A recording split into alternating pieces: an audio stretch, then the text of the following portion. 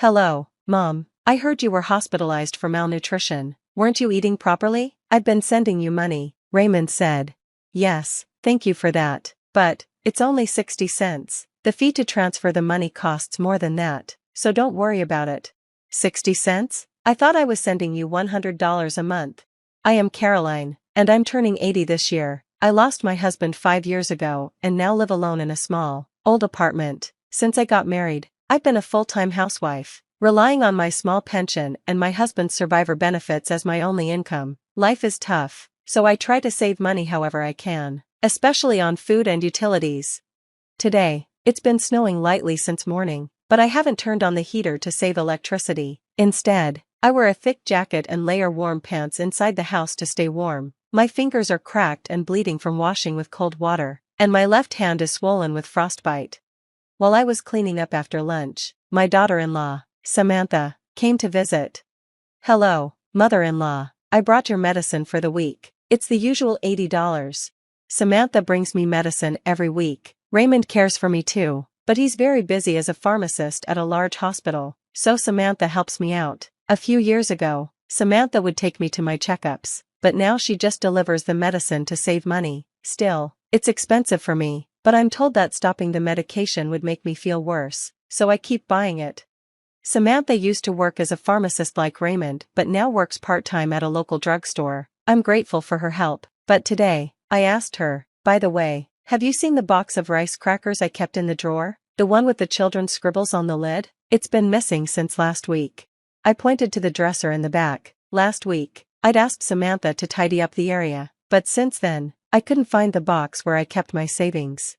Samantha looked surprised. A box of rice crackers? I don't know anything about that. Maybe you put it somewhere and forgot. Please don't blame me. She looked upset, took the money for the medicine, and left.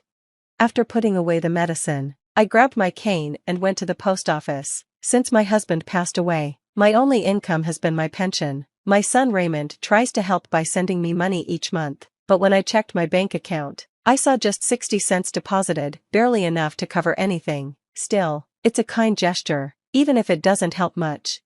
After the post office, I headed to the local grocery store, where I know the owner, Dane, who's in his 60s. He's always friendly, and he lets me buy leftover or slightly damaged vegetables at a discount right before closing time. I always shop late to get the best deals. Today, I bought some bruised turnips, radishes, and wilting spinach from the grocery store. When I got home, I pickled the turnips and radishes in my homemade brine. These brine pickles, which I've made for years as a hobby to save money, have a great flavor and texture. I had a simple but tasty dinner of spinach and pickles. Lately, though, my health has been getting worse. I feel dizzy when I stand up, and even small movements leave me out of breath. My nails and fingertips look unhealthy too. Maybe my body is weak, because I haven't been eating well, trying to save on food expenses. I've had health issues in the past, but I usually brushed them off as part of aging. Recently, though, the pain has become unbearable, and the dizziness is getting worse.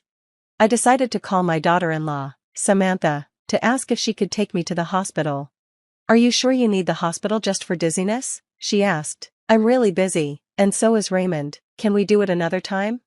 Disappointed, I hung up. Even if I did get to the hospital, I'd struggle to pay for both the medical bills and the transportation. Samantha asked me not to contact Raymond, saying he was in a crucial period at work and to only reach out if something urgent happened. One day, while chatting with Dane, the friendly grocery store owner, I suddenly felt another intense wave of dizziness. I couldn't support myself, even with my cane, and had to squat down. Dane hurried over, asking, "Are you okay?" "I'm just a little dizzy, nothing serious," I tried to assure him, but when I forced myself to stand up, the world spun, and I fainted.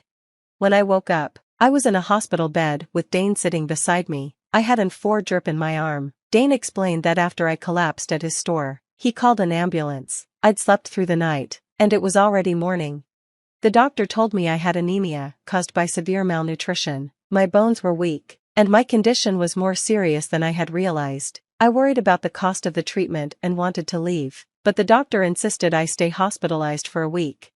Dane looked at me, concerned. "Caroline, I always tell you to eat properly. I was really worried when you collapsed like that." "I'm sorry for making you worry, but I don't have any money." "Don't you have an eldest son?" Dane asked. He works at a hospital, doesn't he? He should be able to send you some money. He's a pharmacist, and he does help, I smiled weakly, unable to say more. I receive a small monthly allowance from Raymond, but it's not enough to cover my living expenses. I also have to pay Samantha for my weekly medicine, and even my pension has been reduced. Dane suggested I should be getting more money, but I don't feel right asking for more, even from family. Now, I'm mostly worried about the cost of being in the hospital. There's no way I can afford these high medical bills with my limited income. Another worry crossed my mind, my rice brine pickles. If I don't stir them every 3 days, they'll spoil. After thanking Dane for helping me, I tried to find my phone to call Samantha, but the battery was dead. I don't remember Samantha's number, but I've memorized Raymond's since it's similar to my home number. Even though Samantha told me not to call him, I couldn't avoid it this time, so I borrowed the hospital phone to reach out. Hello? Oh, thank goodness. It's been a while since we spoke. Raymond, it's your mother, I said, feeling a bit guilty for interrupting him at work. Samantha usually discouraged me from calling Raymond, but I needed to hear his voice. Mom, where are you calling from? Raymond asked, sounding surprised. Reluctantly, I explained that I'd collapsed and was now in the hospital. He sounded shocked. What? Malnutrition? Mom, haven't you been eating properly? I've been sending you money for that reason. I'm so grateful for your help, Raymond, but, well, I've been getting just 60 cents a month. It's a sweet gesture, but I'm sure the transfer fees cost more than that. 60 cents? What do you mean? Raymond sounded puzzled. I told him about the 60 cents I'd been receiving each month, letting him know I appreciated it, even if it wasn't much. I thought I was sending more money than that, he said, his voice sounding strained. But wait, Mom, weren't you supposed to be going to the hospital each month? I thought you were getting your medicine. Hasn't the doctor been checking on you?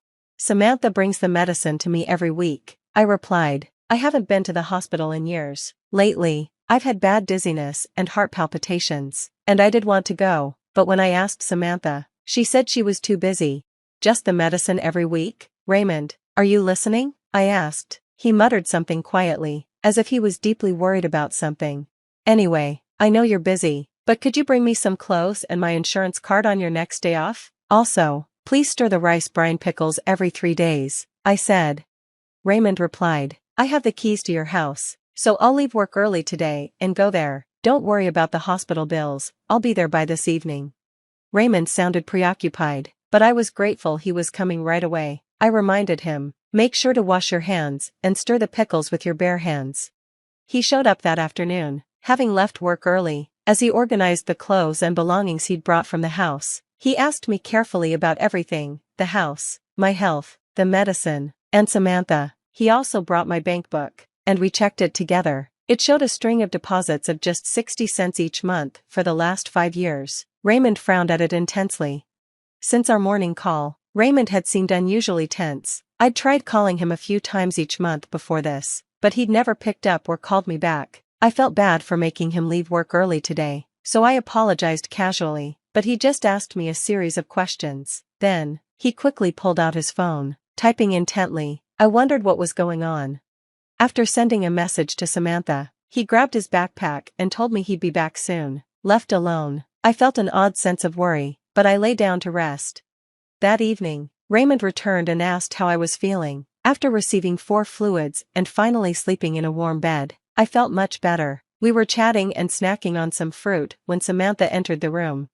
Oh, mother-in-law, how are you feeling, Raymond? You took off work, huh? Samantha asked, giving a forced smile as she sat next to Raymond. Raymond didn't respond. Instead, he looked down at my bank book, gripping it tightly. Before I could say anything, he spoke in a serious tone. Samantha, Mom's malnourished. Do you know why? Samantha fell silent, and a tense feeling filled the room. Raymond turned and looked directly at her. Mom has been broke for years, barely able to afford food. She's cut back on electricity and gas to survive. When I went to her place today, there wasn't even a heater, in the middle of winter. Wait, Raymond, calm down. We're in a hospital. This isn't Samantha's fault, there's just no money. I tried to calm him, hiding my swollen, frostbitten hands. Ignoring me, Raymond continued in an angry tone. I asked you to send Mom $1,100 every month, but she's only been getting 60 cents. Samantha, what's going on? He thrust the bank book toward her. The repeated deposits of 60 cents clear on every page. I don't remember ever receiving $1,100, I murmured in shock. It was always just 60 cents. Raymond looked at Samantha, who avoided his gaze, silent under his furious stare. That's not all, he continued. I give you $150 every week for Mom's medical expenses. You told me you were using any leftover money to buy her necessities, but there was nothing in her fridge, just withered vegetables. Be quiet. I gave her the medicine, Samantha said defensively. What kind of medicine? You can't just prescribe something without a doctor's order. You only bought basic vitamins and put them in a medicine-like bag, Raymond shouted. I felt anxious as I listened to their argument. Raymond continued. You needed money, so you even stole Mom's savings from her dresser. He pulled out a small, crushed box from his backpack, one I recognized as the rice cracker box I had been searching for. It had a drawing on it from when Raymond was a child. What? No way, I gasped. I didn't want to believe it, but Raymond had found it while searching through the trash. You really did it, didn't you? Faced with undeniable proof, Samantha went pale. So, what did you do with the $250,000 that was in this box? And what about the $1,100 you were supposed to send Mom every month? Where did all that money go? Stop nagging, there's no money left, Samantha yelled back, trembling. She knocked over her chair in frustration. It's your fault. You always ignored me and focused on your mother. Ben is way better than you. Ben? Who's Ben? Raymond asked, confused. He's the coolest host at the club. I've been supporting him, and soon he'll be #1. He's saving all the money I give him for our life together. Raymond and I stared at her, shocked. It seemed she had fallen for this man and was giving him money.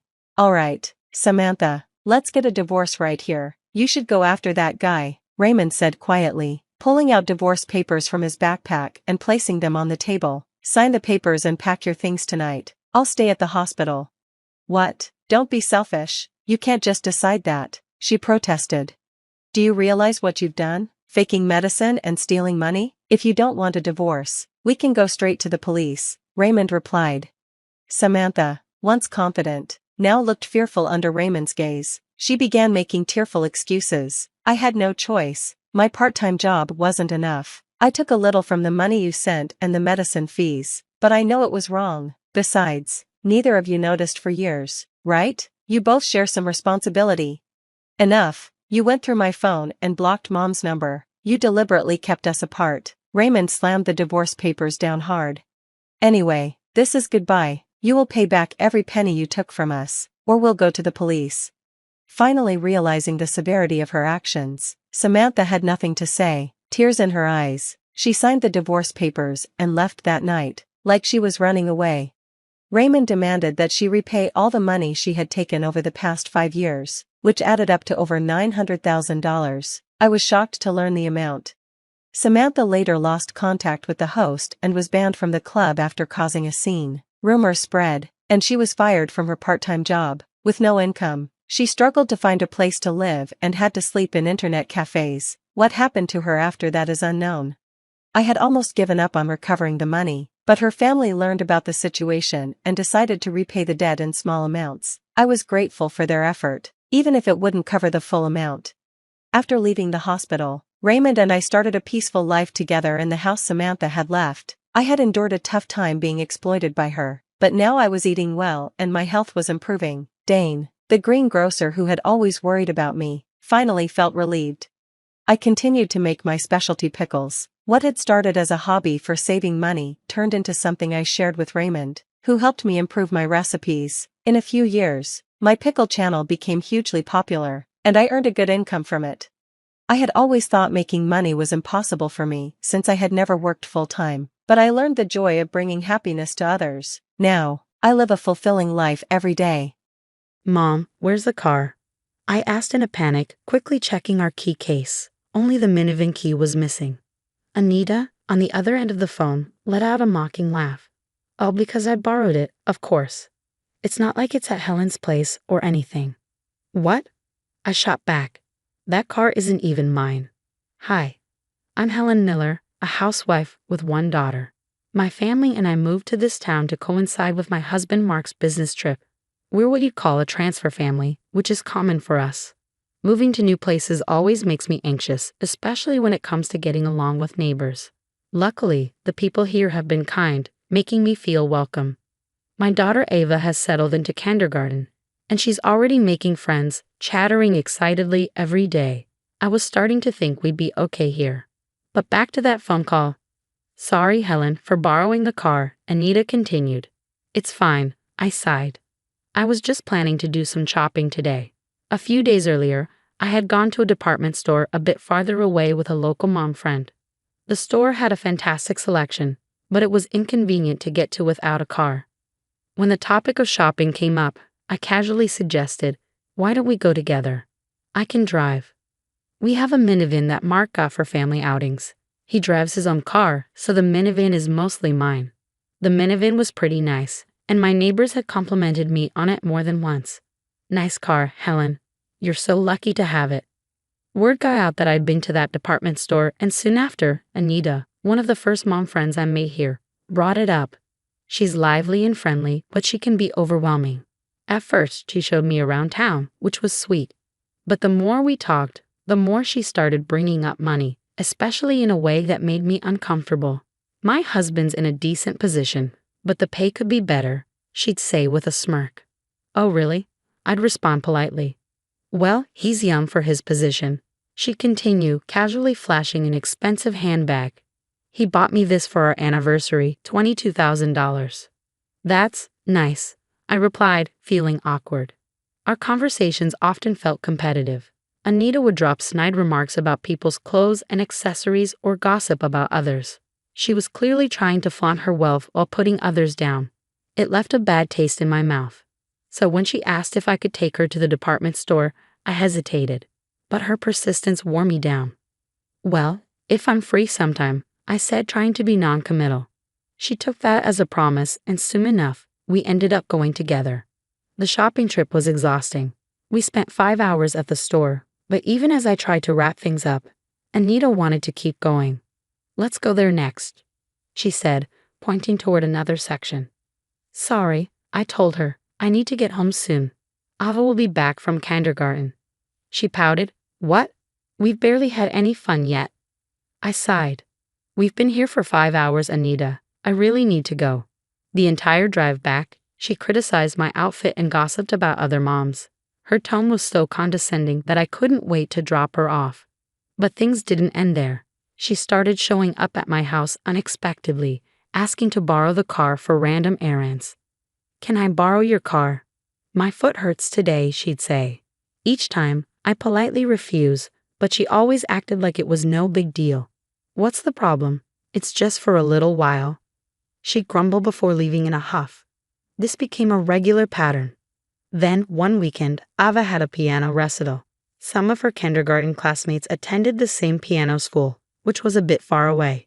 I had planned to take her there, but I had no idea that this innocent recital would lead to even more drama with Anita.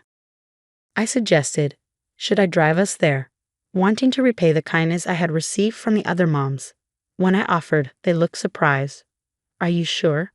I mean, not that we believe it, but Anita said you find it annoying to drive for kindergarten events and only do it because we ask you. I was taken aback. What? Really? I couldn't believe it. Apparently, Anita had been spreading rumors, claiming that I didn't like driving for the group and had been refusing to lend my car out of spite. It was a form of retaliation. I quickly explained the situation, apologizing if I had made anyone uncomfortable. I'm so sorry it could seem that way. I never meant to cause any trouble. One of the moms reassured me, Helen, you don't need to apologize. We didn't believe it. Another added, really, it's fine. I don't mind driving everyone. We all go to the same places anyway, and we like getting along. I felt a weight lift from my shoulders. I'm truly sorry if I caused any misunderstanding. We're sorry too, one of them said. We shouldn't have let those rumors bother us. Thanks for always helping out. I was relieved that the misunderstanding with my mom friends had been resolved, but Anita's actions still unnerved me. Without that conversation, I might have remained distant from the other moms, thinking they were upset with me. To Anita, I was just a convenient source of transportation. After that day, I began keeping my distance from her, and it seemed the other moms did the same. But I had no idea things were about to escalate. One day, Ava and I plan to go to the mall. As she rushed to the garage, she suddenly yelled, "Mom, where's the car?" Confused, I went to check, and sure enough, the minivan was gone. Mark hadn't taken it. He always let me know when he did, but he had been out of town on a business trip for days. I rushed to the key case and realized that the minivan key was missing. "No way," I whispered, my heart racing. Fearing the worst, I immediately called the police. They arrived quickly and began checking security cameras in the area. But unfortunately, our garage was in a blind spot. Identifying the thief might take some time, they told me. I called Mark, who promised to come home right away. Our mall trip was canceled, leaving Ava disappointed. The next day was a holiday, so we stayed in and baked, which cheered her up a bit. But I couldn't shake the anxiety gnawing at me over the missing car. Then, out of nowhere, my phone rang. It was Anita. I was too busy discussing the situation with Mark to deal with her. "Sorry, Anita, I can't talk right now," I said. "Oh, is this about the minivan?" she asked, her voice dripping with mockery. My stomach dropped. "How do you know about that?" I asked, completely startled. She laughed. "Because I borrowed it, of course. It's not like it's at Helen's or anything." I was stunned. "What? How could you say that? How did you even get the keys?" Suddenly, it clicked. Yesterday, I had hosted a small tea party with the other moms to discuss a class event. It wasn't even my idea. It was Anita's. At one point, she had excused herself to use the bathroom, and I remembered thinking she'd been gone for a while. But I hadn't thought much of it at the time. "Was it during the tea party?" I asked, my mind reeling. "Yeah, duh. With such an obvious key case, it's like you were asking me to borrow it," she said, her tone casual. "That's theft, Anita." I shot back, furious. "Huh? Well, it's your fault for not lending it to me when I asked," she said. "Anyway, I'm on a trip now and won't be back until the weekend. I'll return it then." "That's not okay," I shouted, but she abruptly ended the call with a smug bye. I stood there speechless.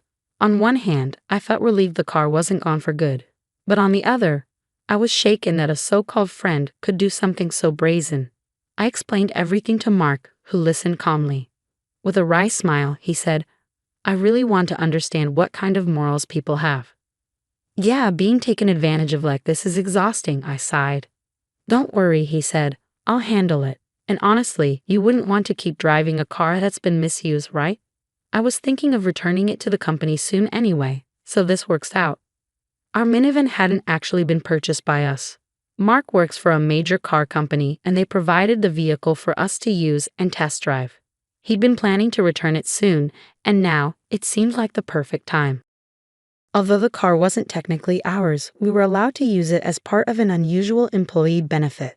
However, when someone else uses it without permission, it's considered theft, and it could pose a risk to the company. Mark assured me he would handle the situation through his company. When I asked if the company would really get involved for someone unrelated, he simply smiled. "Normally, no. But this case is special," he said cryptically. I was confused, but he reassured me, "Don't worry. Leave it to me." We decided to wait until the weekend for Anita to return the car. However, 2 days before the promised return date, Anita called again. "Sorry, I had a bit of an accident and the car's been towed," she said nonchalantly. I was shocked. Anita explained that she had been in an accident while traveling. Fortunately, no one else was involved, though she had sustained minor injuries. But the car was severely damaged. Despite her lack of remorse, I asked, "You'll compensate for the car, right?" Her response was infuriating. "Huh? I got hurt and my medical bills are expensive. It's tough with just my husband's earnings, and you still want compensation." Anita, who had started this entire mess by taking the car without permission, continued to make excuses. She dodged my questions about her injuries and the car's condition. When I told Mark about her excuses, he sighed, "She's really hopeless. Maybe we should talk to her husband." The next day, Anita and her husband, Eric, came to our house. Eric apologized profusely. "I'm deeply sorry for my wife's behavior. I've also troubled my division manager and want to apologize. If we could just overlook this, we'd be grateful." It was then that I learned Eric worked for the same company as Mark, though in a lower position. Mark was his division manager. Eric had a position, as Anita had bragged, but Mark outranked him. When Mark found out Eric was Anita's husband, he contacted him at work to discuss the situation. That's when everything came to light. Anita had falsely claimed that the accident was my fault, saying she had only been a passenger in the car and was trying to demand leniency.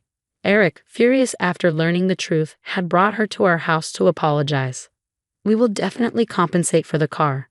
I'm terribly sorry for the trouble," Eric said. "I'm not angry with you," Mark said firmly. "It's Anita who needs to apologize." Anita, unable to keep quiet, snapped defensively. "I didn't know Helen's husband was a division manager. You've only recently moved here, right? Don't tell me you've been lying." She continued, "Besides, with a minivan like that, Helen must be rich. A little generosity wouldn't hurt, right?"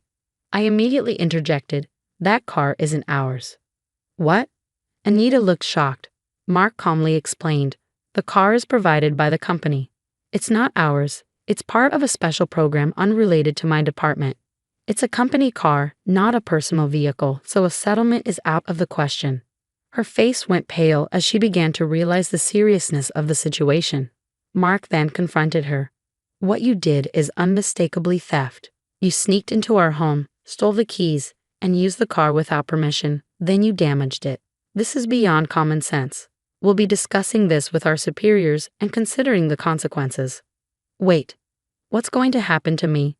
Anita cried, clinging to Eric. But Eric, fed up, pushed her away. "Anita, I can't deal with this anymore. We'll discuss our future at home." "What do you mean, our future?" Anita wailed. Eric turned to us, his expression grim.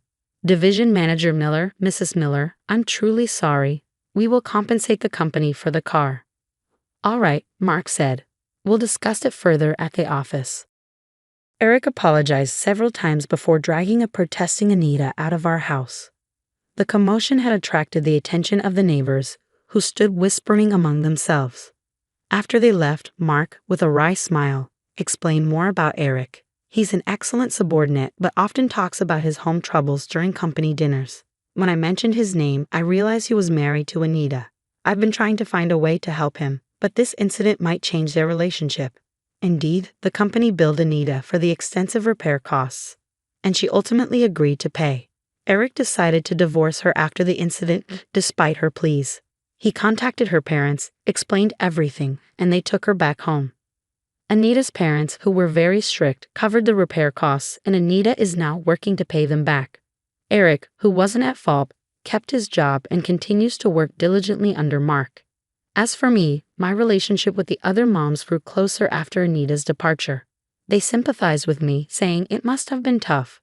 Those who had believed Anita's lies apologized to me, saying sorry about that. They now understood that all the rumors Anita had spread were false. "Mom, I'm leaving," Ava called out one morning. "Okay, have a good day," I replied with a smile, feeling relieved by the return of peaceful days.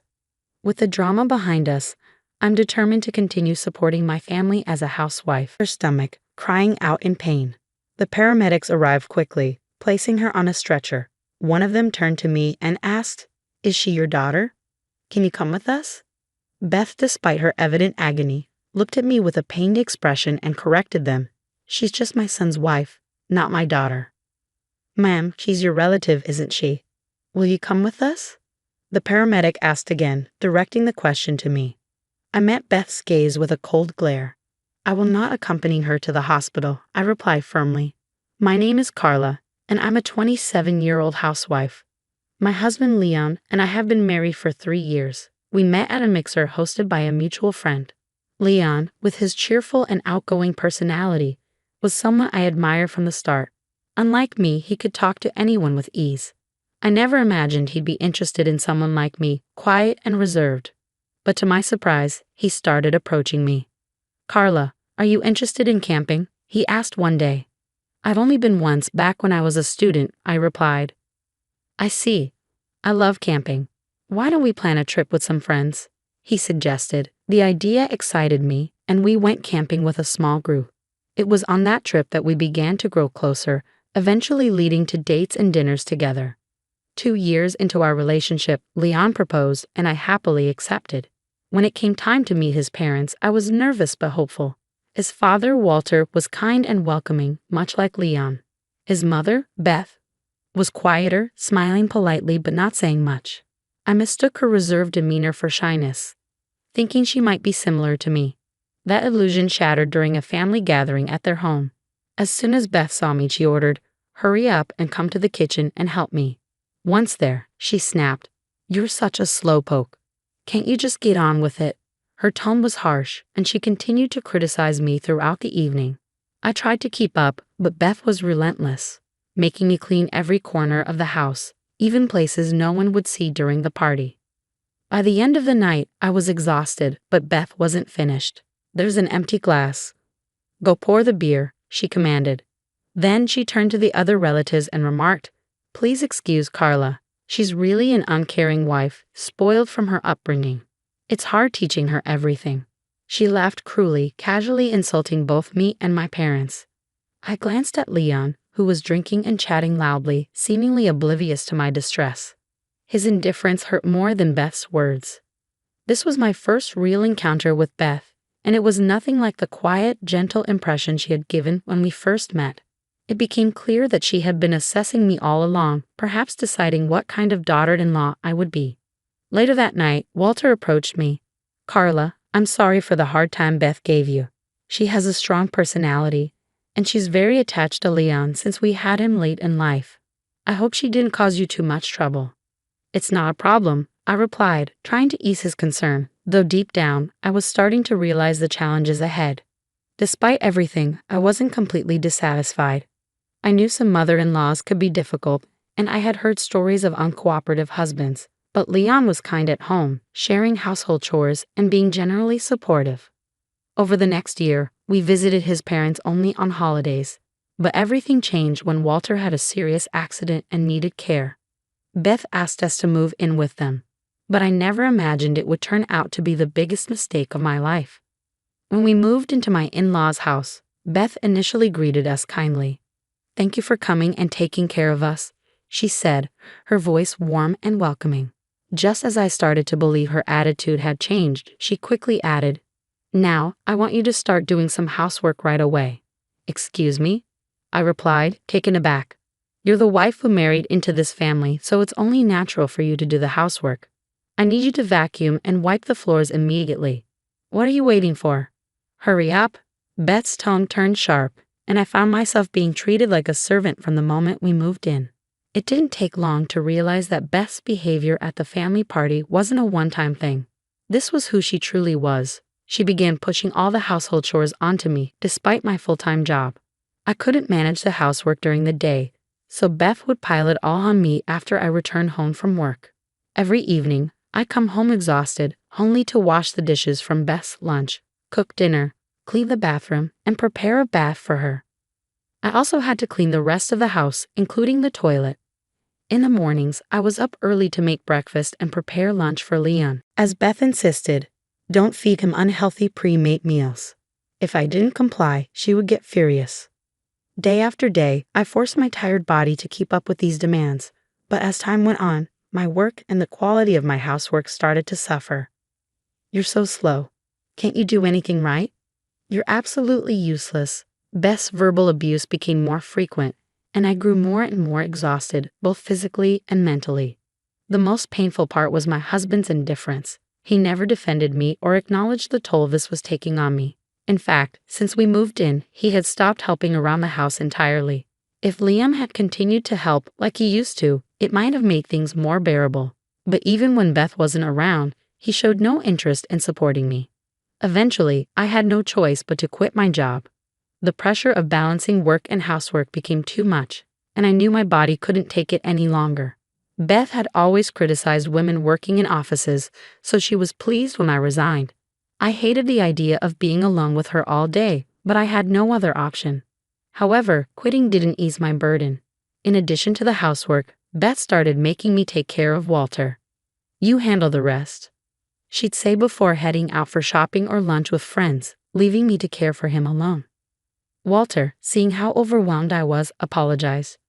"Carla, I'm so sorry. I didn't realize she was so unreasonable. I never thought Beth would make you do all this," he said, clearly shocked. He seemed heartbroken that his own wife had abandoned him like this. I felt sorry for Walter, so I did my best to care for him, even though it added to my already overwhelming workload. We spent a lot of time talking, and he shared stories about Beth and Leon's childhoods. Those moments were the only times I felt at ease. The rest of the day was a constant struggle. Meanwhile, Beth's demands and Leon's indifference only grew. When I tried to talk to Leon about Beth, he brushed me off with, "I'm tired from work," and never really listened. He had stopped being kind to me, becoming more like his mother, ordering me around and criticizing everything I did. I started considering divorce, but with no job and my family living in a rural area far away, I felt trapped. I couldn't bring myself to make such a drastic decision. A year passed in this miserable routine. Walter's health continued to decline, and he became weaker and weaker. In contrast, Beth and Leon only became more demanding. I was at my breaking point when Walter, in a moment of clarity, said to me, "Carla, thank you for everything. You've worked hard enough. It's time for you to live your own life." I was stunned. "What do you mean?" I asked. "Leave Leon. Leave this house." "Huh? You're still young. Don't waste your life here, but I don't have the strength to live on my own." "Leave that to me. Take the key to this house and leave." "I bought an apartment for you, Carla," Walter said, handing me a small key. "What?" I was shocked. "Thank you for taking care of me until now. I want to show my gratitude," he continued, his voice filled with sincerity. "Oh no, I can't accept this," I protested. "If you stay here, Carla, you'll only suffer more. Please, let me thank you properly."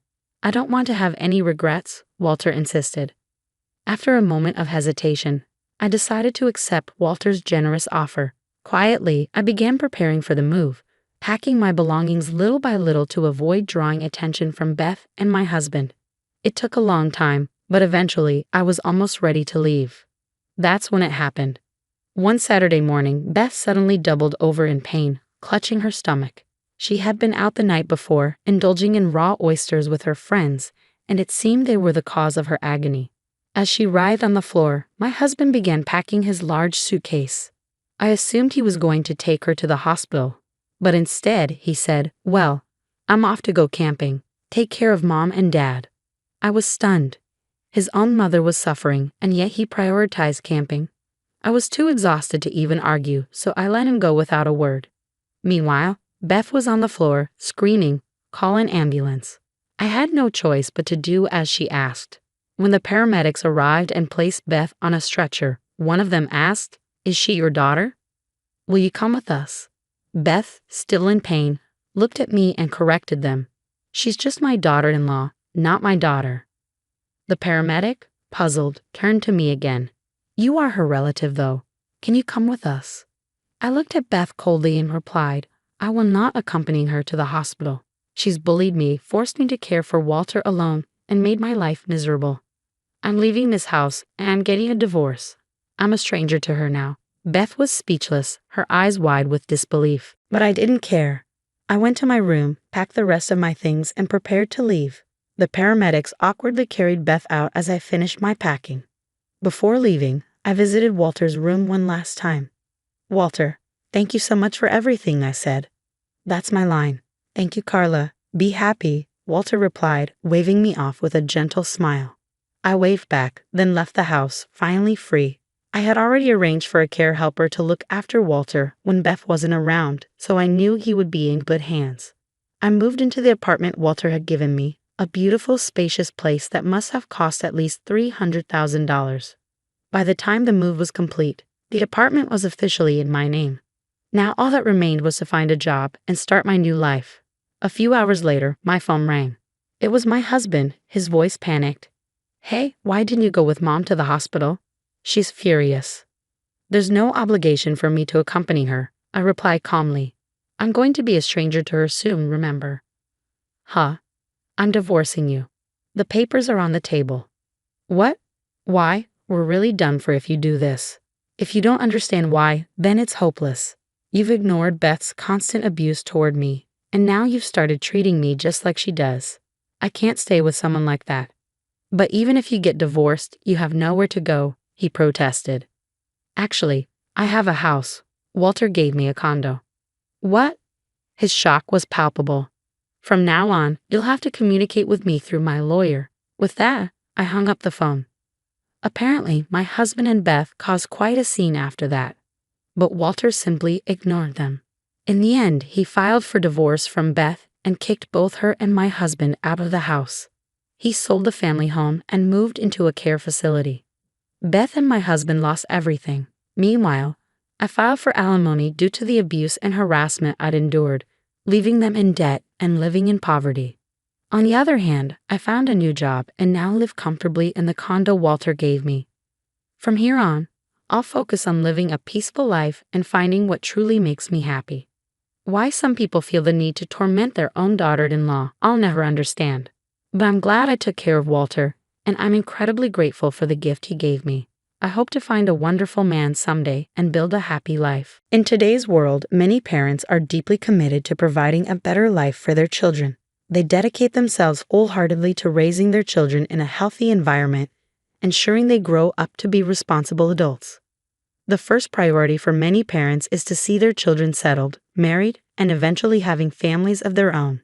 In later years, they hope to enjoy a peaceful life surrounded by their grandchildren, filled with family happiness.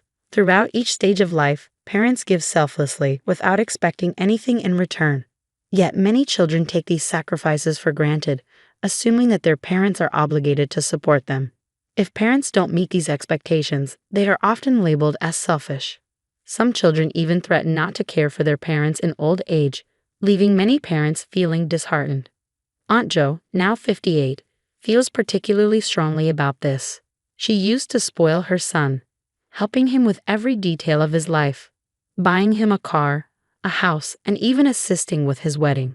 After retiring, she spent 3 years caring for her son's child. Now that the child is in kindergarten, Aunt Jo wanted to travel with her husband. However, as soon as they made plans, her son and daughter-in-law scolded them for being wasteful. This deeply saddened Aunt Jo, and in her frustration, she decided to change her approach. She told her son and daughter-in-law that from now on, they would have to handle their own mortgage and childcare, and she would no longer provide financial support. She recently sent this message to them, standing firm in her decision. Some might think Aunt Jo's actions are harsh, believing that parents should always support their children. In the past, Aunt Jo herself felt that since she only had one child, it was worth going the extra mile for him. But her efforts were met with disappointment and heartache. At 58, Aunt Jo had been retired for over 3 years. When she first retired, she planned to attend a senior university to learn something new. However, soon after, her son called to inform her that his wife was over 4 months pregnant and needed bed rest. He asked Aunt Jo to come and take care of her. Hearing that her daughter-in-law was expecting a second child, Aunt Jo and her husband were thrilled, especially since their first grandchild was a precious grandson. They had always hoped for a granddaughter. But Aunt Jo wasn't fond of childcare, having found it distressing to care for her sick mother-in-law in the past. For their first grandchild, she had hired a nanny instead. Now, her son wanted her to care for his wife, but she suggested hiring a nanny or asking relatives for help. Her son refused, insisting that since she was retired, she should take on the responsibility herself, as other retired parents do.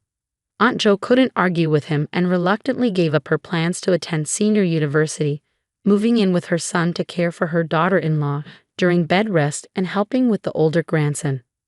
At first, the tasks seemed manageable: grocery shopping, cooking, accompanying her daughter-in-law to checkups, and picking up the older grandson. But soon her son came to her in tears, overwhelmed by the pressure of his wife's condition and their mortgage. Feeling sympathy for her son and knowing her retirement fund was sufficient, Aunt Jo decided to help with the mortgage, contributing over 3,200 yuan each month. Eventually, her daughter-in-law gave birth to a baby girl, bringing joy to Aunt Jo and her husband. They rewarded her with 20,000 yuan and eagerly helped with a new baby, hoping their daughter-in-law would return to work soon, easing the family's financial burden and allowing Aunt Jo to enjoy her retirement. However, after the birth of their second child, her daughter-in-law chose to stay home, spending her husband's money and refusing to return to work. She even insisted that Aunt Jo continue to help. Aunt Jo, uncomfortable with confronting her daughter-in-law, expressed her concerns to her son. but he asked her to be more understanding, explaining that childbirth had taken a toll on his wife, and she needed time to recover before returning to work. While Aunt Jo could understand the physical challenges of childbirth, she grew increasingly frustrated with her daughter-in-law's laziness. The daughter-in-law left the care of both children and the household to Aunt Jo, who was left to manage everything on her own. When a second granddaughter was just 4 months old, the daughter-in-law weaned her to maintain her figure, spending large sums on yoga and other activities to lose weight. This left Aunt Jo to care for both children, though the older grandson was at least self-sufficient enough to go to school and do his homework without causing trouble. However, the second granddaughter was very mischievous, keeping me busy all day without a moment's rest. But I knew caring for a newborn was always demanding, so I endured it. As my daughter-in-law regained her figure, she returned to being the beautiful woman she once was, yet she showed no urgency to find work. Instead, she spent her days out with friends, either shopping or traveling. My son supported her, saying she deserved to relax after the difficult time she had with the second child. 2 years passed quickly, and soon the second granddaughter was old enough to start preschool. Still, my daughter-in-law did not return to work. By then, my son had been promoted, and his salary had increased significantly. With my help in paying the mortgage, the burden of raising 2 children wasn't heavy on him. So I decided it was time to let my daughter-in-law handle the children herself and return home. My decision to return home was also influenced by the fact that my husband had just retired. We had always planned to travel around the country together after retirement. Actually, we don't travel every day, it's about twice a month, with expenses controlled around 3,000 yuan per trip. My husband's retirement salary is higher than mine, at 5,000 yuan per month, and we also have considerable savings. So these trips were not extravagant for us and didn't affect our living standards. Initially, my son and daughter-in-law didn't know about our travel plans. After 2 months, when they noticed we had traveled 4 or 5 times, they became unhappy. My son called and said that since we had so much free time, we should help them with childcare. He also mentioned that his wife was becoming very haggard from taking care of 2 children. Hearing my son's emotional appeal, I was tempted to retort. After all, I had taken care of 2 children on my own without complaining. Now that the children were in school, why was he finding it so difficult? Moreover, did he expect us to come over and act as servants? I didn't express these grievances but gently told my son that during school vacations, we could have the children stay with us. I thought this arrangement would be acceptable to them, but my son continued to complain, making me feel embarrassed. So I discussed it with my husband, and we decided that instead of taking care of the children ourselves, we would pay for their daycare expenses each month. I also gave my son my retirement salary card, telling him that whatever money was in it could be used for their needs.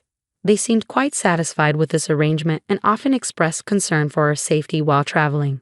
However, during the Qingming festival, when my son's family came to visit and we briefly discussed our future travel plans, my daughter-in-law suddenly became displeased. She said that since we had 2 young grandchildren, we should limit our travels and save money to help raise the children.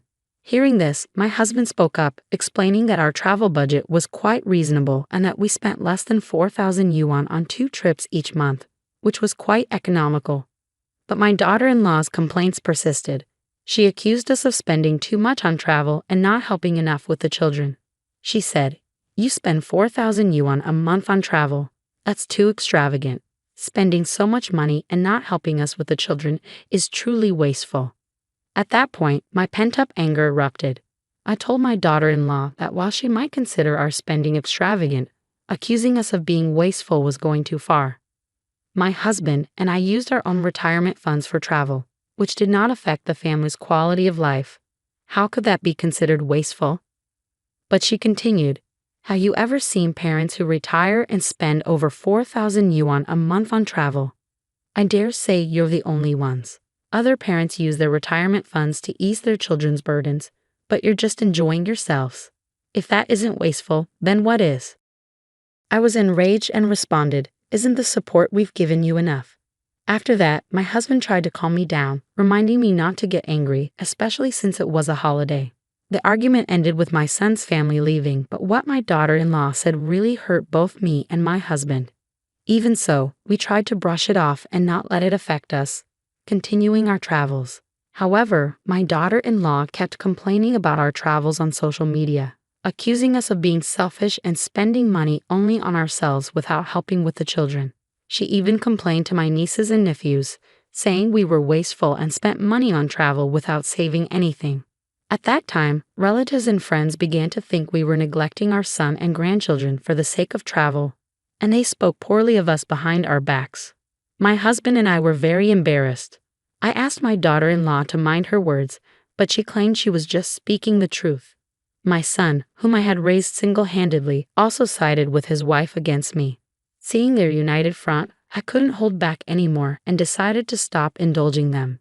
That night, I sent a message to my son, saying that from the next day onward, I would take care of my own finances and not give them another penny. No matter how my son and daughter-in-law reacted, I didn't answer their calls. The next day, I went to the bank and changed the password on my salary card. It's been over 20 days now, and I haven't contacted my son. My husband says I shouldn't be too extreme and wants me to compromise, but I believe that if I back down, they'll only continue to take advantage of us. Therefore, I won't compromise. This is Aunt Joe's story.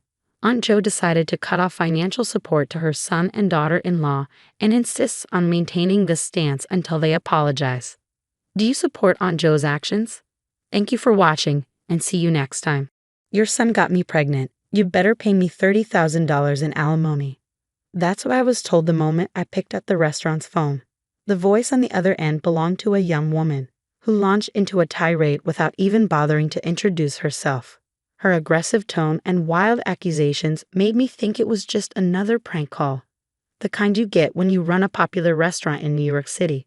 My name is Melissa Brown, and while I don't want to sound boastful, my restaurant has been featured on national television and in magazines. With that kind of exposure, we're always fully booked, but it also means dealing with a lot of nuisance calls and aggressive sales pitches. I've become pretty sloppy with handling them, assuming they're just more of the same. But when this woman claimed my son had gotten her pregnant, I was caught off guard. I do have a son. The idea that he could have done something like this seemed absurd.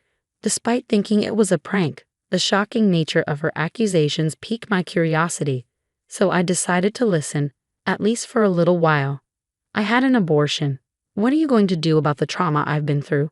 Are you going to pay for the surgery too? She demanded. First of all, may I ask who I'm speaking to? I asked, trying to keep my tone polite despite the bizarre situation. Even with prank calls in the service industry, you have to maintain a certain level of decorum. It wouldn't do to have our conversation recorded and exaggerated online. I'm a customer at your restaurant. Is that seriously the first thing you ask after your son hurt me? Your family has no sense of decency or compassion, she fired back. I find it hard to believe my son would do such a thing, I replied, glancing over at my staff, who were watching me curiously. They could tell this wasn't the usual dinner reservation call. I smiled and waved at them to assure them everything was fine. Your son assaulted me on a dark street, and you recognized him in the dark. Are you sure it was my son? I asked, trying to reason with her. Don't play dumb. I'm absolutely certain it was your son. I've been terrified ever since. I can't even go out alone anymore. What are you going to do about this? She started giving details about the alleged assault, but her story was hard to believe. I think you might be mistaking my son for someone else. But this is a serious accusation. Can we meet in person to discuss it?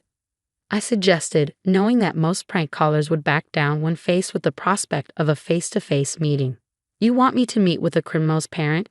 How dare you suggest that to a victim? She shouted. But I'd like to verify your story in person, I insisted. Are you saying I'm lying? She retorted angrily. That's not what I meant. I replied, though I wanted to tell her she was lying. Instead, I held back and kept my tone neutral. But she continued to berate me, questioning how someone like me could run a business. Why don't we meet and talk about this anyway? I suggested again, hoping to bring an end to the call. But she refused, no matter how many times I proposed it. So, what do you want me to do? I finally asked. Pay me $30,000 in alimony, she demanded. But this is clearly a case of mistaken identity, and I can't afford that much money, I explained. You can pay. I know your business is thriving. Pay up or I'll sue you, she threatened. Even though my restaurant is doing well, $30,000 is a significant amount, and I had no intention of paying. Are you sure you want to involve the police? I asked calmly. There was a brief silence on the other end before she replied. If there's evidence, you'll pay the alimony, right? I would consider it, I answered, knowing she wouldn't have any. Then wait, I'll bring the evidence, she said, hanging up abruptly. Owner, are you all right? Mr. Murphy, one of my employees, asked, noticing my discomfort. It's nothing, just a prank call, I assured him, even though I couldn't shake the uneasy feeling that this wasn't over. A few days later, while preparing for dinner, I had almost forgotten about the call when Mr. Murphy approached me with a manila envelope, his face pale. What's the matter? You look like you've seen a ghost, I said. Owner, this came for you, he replied, handing me the envelope. Inside was a letter addressed to me. Ms. Melissa Brown, I was assaulted and impregnated by your son. Please transfer $30,000 as alimony. Below the demand were bank transfer details and the name Karen Williams. Mr. Murphy was visibly shaken after being the first to see the contents of the unsealed letter. Calm down, I said. You know my son, right? He nodded, relieved. But then I noticed there was something else in the envelope. A pregnancy test. What's that? Mr. Murphy asked, his voice trembling. The commotion caught the attention of the other employees, who looked on with concern. Could it really be the owner's son? I could see the doubt in some of their eyes. But they quickly understood when I explained the situation. I put the items away on my desk and went back to work, though the uneasy feeling lingered. A few days passed without transferring any money. But then Mr. Murphy came to me again with another manila envelope, looking fed up. Owner, this came again, he said, handing it to me. I see, check the contents and put it away in the usual place, I instructed him. These harassing letters started arriving multiple times a day, filled with threats and insults. Are you planning to run and hide? The owner is the parent of a criminal. Her son got a college girl pregnant and didn't even apologize. The owner of this restaurant is a heartless, cruel woman with no sense of responsibility. It's your fault your son turned out like this. I'll make sure no customers come to your restaurant. It's for the good of the world. The threats escalated, but thankfully, no one had claimed anything was actually wrong with our food. The constant anxiety of being set up was exhausting, and it was starting to show in our business. I noticed something alarming. Vacant seats were becoming more common at lunch. The number of customers was gradually, but noticeably, declining. It's unusual, I thought to myself. Today, we even had 2 tables empty. My thoughts drifted to the fresh ingredients in the kitchen, waiting to be used. Owner, Mr. Murphy called, interrupting my thoughts. I looked up to see him approaching with his laptop in hand. Take a look at this review site, he said, his voice heavy with concern. On the screen were the latest reviews, filled with harsh and slanderous comments. Terrible customer service. They don't listen, especially the owner, who seems to be getting full of herself after being on TV and in magazines. The food is getting worse. Last time, the soup tasted so plain. I even saw an employee drop a piece of meat before grilling and sneak it back onto the plate. Every single day, more poor reviews were posted, causing our star rating to plummet. I realized I was shaking with anger. This is unacceptable, I muttered, more to myself than anyone else. Why should this restaurant, which we've worked so hard to build to please our customers, be attacked with such baseless accusations? Are the preparations progressing? I asked Mr. Murphy, my voice colder than usual. Yes, they're almost completed, he replied. Hearing this, I couldn't help but smirk. It had been a week since we discovered the slanderous comments on the review site, and since then, the number of customers had continued to dwindle. When I stepped into the dining area, I noticed Mr. Anderson, one of our regulars, sitting at the counter next to a young woman. Mr. Anderson, thank you as always, I greeted him with a smile. It's tough for you lately, Melissa, he said sympathetically, but don't lose hope. I'm on your side, and will support your son as he atones for his actions. What? I was taken aback, completely blindsided by his words. Well, I noticed it's quieter here than usual, so I wondered what happened. Then this young lady here kindly showed me a webpage about your restaurant, he said, gesturing to the pretty woman in her early 20s sitting next to him. I really feel for you. I love this place, so I thought I'd come more often to help out in any way I can, she added, smiling sweetly. I recognized her. She'd been frequenting the restaurant recently. Excuse me, but what's written there is a misunderstanding. I said, trying to keep my voice steady. The regulars were wondering why the place has been so empty lately, so I explained it to them, she said nonchalantly. I could hardly believe what I was hearing. You've been spreading rumors online, and now you're telling our patrons. I asked, my voice rising despite my efforts to stay calm. Wow, that's scary, she said, feigning innocence. The internet says the owner is a terrible person. I thought it wasn't true, but it seems you really are like the parent of a man who assaulted women. Maybe you should apologize if you think you did something wrong. She twisted away from me as if she expected me to strike her, even though I hadn't moved a muscle. Miss, that's not a nice way to talk. Louis is probably just tired from everything that's going on, Mr. Anderson said, trying to defend me. But that wasn't the point. I was about to explain that the real issue was far more serious when suddenly her bag slipped from the back of her chair. It must have shifted while she was twisting around. Despite my simmering rage, my instincts kicked in, and I moved to pick up her bag. That's when I saw it. Karen Williams. The name on the student ID card that had fallen out stopped me in my tracks. No worries, I'll pick it up myself, she said quickly, reaching for the bag and the ID. But I got there first. Hey, give it back, she demanded, her voice laced with panic. But it wasn't a mistake. The name on that ID was the same as the one on the letter with the pregnancy test, which she had sent as so-called evidence. So it was you, I said, my voice low with realization. I've been looking for you, Karen Williams. I must have swapped it with a friend's by mistake. I'm not Karen, she stammered, clearly flustered. Your face and the one on the ID are the same. Interesting, so you're a student at Central College? I pressed, holding the ID up. No, I'm telling you, you're mistaken, she insisted, but her growing panic was obvious. Beside her, Mr. Anderson looked puzzled, completely unaware of what was unfolding. I'm going to sue you, I announced, my words causing the few scattered patrons to turn and look. What? What did I do? She asked, trying to maintain her composure. I believe you know exactly what you did. Since we're all here, why don't we let everyone know? I said, looking around the bar. It was mostly filled with regulars, and while it was comforting to have loyal customers, the sight of so few new faces fueled my anger toward this young woman for disrupting our business. Let me start. Are you the one who called claiming my son assaulted you and got you pregnant, demanding alimony? I asked, glaring at her. Yes, that's me. I'm the one your son assaulted, she admitted, surprisingly easily. What? You want to embarrass me in front of all these people? This could backfire, you know, considering the reputation of your restaurant, she said defiantly, crossing her arms. Her attitude only served to ignite my fury further. Mr. Murphy, bring everything over, I instructed, my voice cold as ice. He hurried off and returned with a laptop from the office and a stack of envelopes and documents about 4 inches thick. Was it you who kept sending harassing letters to the restaurant over and over again? I asked, narrowing my eyes at her. The air in the restaurant was thick with tension as everyone awaited her response. I began reading some of the letters aloud, ensuring everyone in the restaurant could hear. Pay up or run. This owner is a criminal's parent. Her son impregnates a college girl and doesn't even apologize. Poor souls being forced to eat food from this woman's restaurant. I'm sure I'm going to make customers stop coming here. It's for the greater good.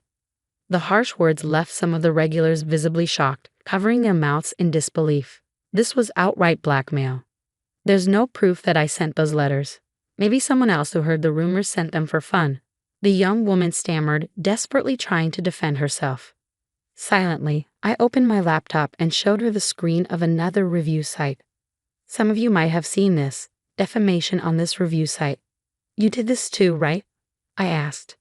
Where's your evidence? Are you even thinking straight? She shot back, her voice tinged with hysteria. Oh, you seem to love evidence. How about this mess of evidence you've been trying to pass off? I said, holding up the first letter and the fake pregnancy test for Mr. Anderson to see.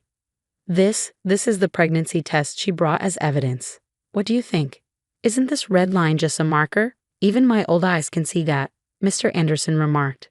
The customers began to buzz with conversation, though some were still uncertain whom to believe. This might not prove I was assaulted, but it doesn't prove I'm wrong either, she shouted, trying to maintain her stance. I was assaulted by your son. He admitted it himself. It's disrespectful to doubt that. As customers whispered in hushed tones, uncertain of the truth, she started to cry, trying to draw sympathy. Since I'm the victim, it must be true, she insisted. Let me prove it then, my son. He's 3 years old, I said, revealing the truth that left her momentarily speechless. What? She gasped, clearly taken aback. My son may be a bit rambunctious and strong for a 3-year-old, but there's no way he could have assaulted you, I continued calmly. No way. And if you have a big son, you live together, right? I even have a picture, she exclaimed, pulling out her smartphone to show a photo of what appeared to be a young man talking to me at the back door of the store. Oh, isn't that Taylor? Mr. Anderson remarked. See? You do have 2 sons, she said, regaining her confidence. You're wrong, I immediately corrected her. This is my niece. Your niece? She asked, her confidence faltering. Yes, and actually, she's a girl. She's quite tomboyish and often mistaken for a boy, even as an adult. She's a college student, and since she boards at my place, I ask her to cook dinner and pick up my son as part of her rent. If you need more evidence, I can bring her here for you to check, I added, watching as the color drained from her face. And by the way, I've already gathered all the evidence about the harassment letters and the posts on the review site.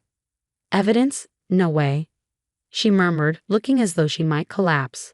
I've already consulted with the police and my attorney, I explained. The first piece of evidence? A letter from you with fingerprints that matched those on the harassment letters. All the posts on the review site were confirmed to be from the same person after a disclosure request. With no escape, she sank to the floor, drained of all defiance. You were just saying that it's better to apologize quickly if you've done something wrong, weren't you? I reminded her. She mumbled something, pale and looking down. But I couldn't make out whether it was an apology. I will contact the police about you. I'll inform your parents and your college as well. Be prepared for a lawsuit for emotional distress and damages, I stated firmly. No, please don't do that. I'm still a student. Please, spare me, she begged. You may be a student, but you're an adult over 18 years old. You will take responsibility for your actions, I replied, my voice unwavering. I can't handle that. Please, stop, she whimpered. Subsequently, I filed a criminal complaint against Karen Williams for defamation, business obstruction, and damages to the shop. It turned out she had been living beyond her means, buying brand-name bags and clothes on credit.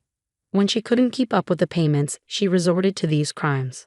As a result, she was expelled from her college. The incident even made the news, and now she's the one receiving harassment after her personal information was exposed. Through my lawyer, we managed to have all the slanderous posts on the review site deleted. Unexpectedly, the uproar turned into a positive outcome, clearing up misunderstandings among my regular customers. The number of customers returned to normal. While the incident deterred new customers, almost no regulars left, despite the lies Karen had spread. It was gratifying to know that her false claims weren't taken at face value. Moving forward, I aim to continue running the restaurant with integrity, meeting the trust of my customers. My name's Chloe. I'm 36 years old, and life has taken me through some twists and turns. I've been married before, worked as a bartender, but now I'm a stay-at-home mom to a lively 3-year-old boy. Life is good now, but my first marriage was a disaster, mostly due to my ex-husband. But there was another factor.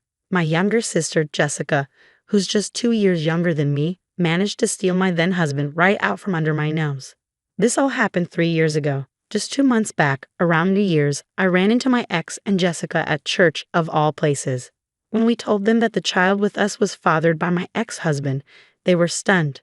Their faces dropped, especially since I knew they were struggling to have a child themselves. It was a small moment of relief, a little payback for the betrayal they inflicted on me. Back then, I was bartending at a well-known bar, the kind of place frequented by politicians, bureaucrats, and business moguls. I had some experience bartending elsewhere, but landed this gig through a friend's introduction. After working there for a few months, I met the man who would become my ex-husband, a government official. I was around 30, thinking it was time to settle down. He was clearly smitten, telling me, "You're really cute, totally my type." I wasn't impressed by his bureaucratic status, but his flattery won me over. I remember him saying, "I would never do anything to make a beautiful woman like you sad." In hindsight, I deeply regret believing those words. Our marriage lasted only 2 years, and the only time I felt truly happy was during the first 2 months.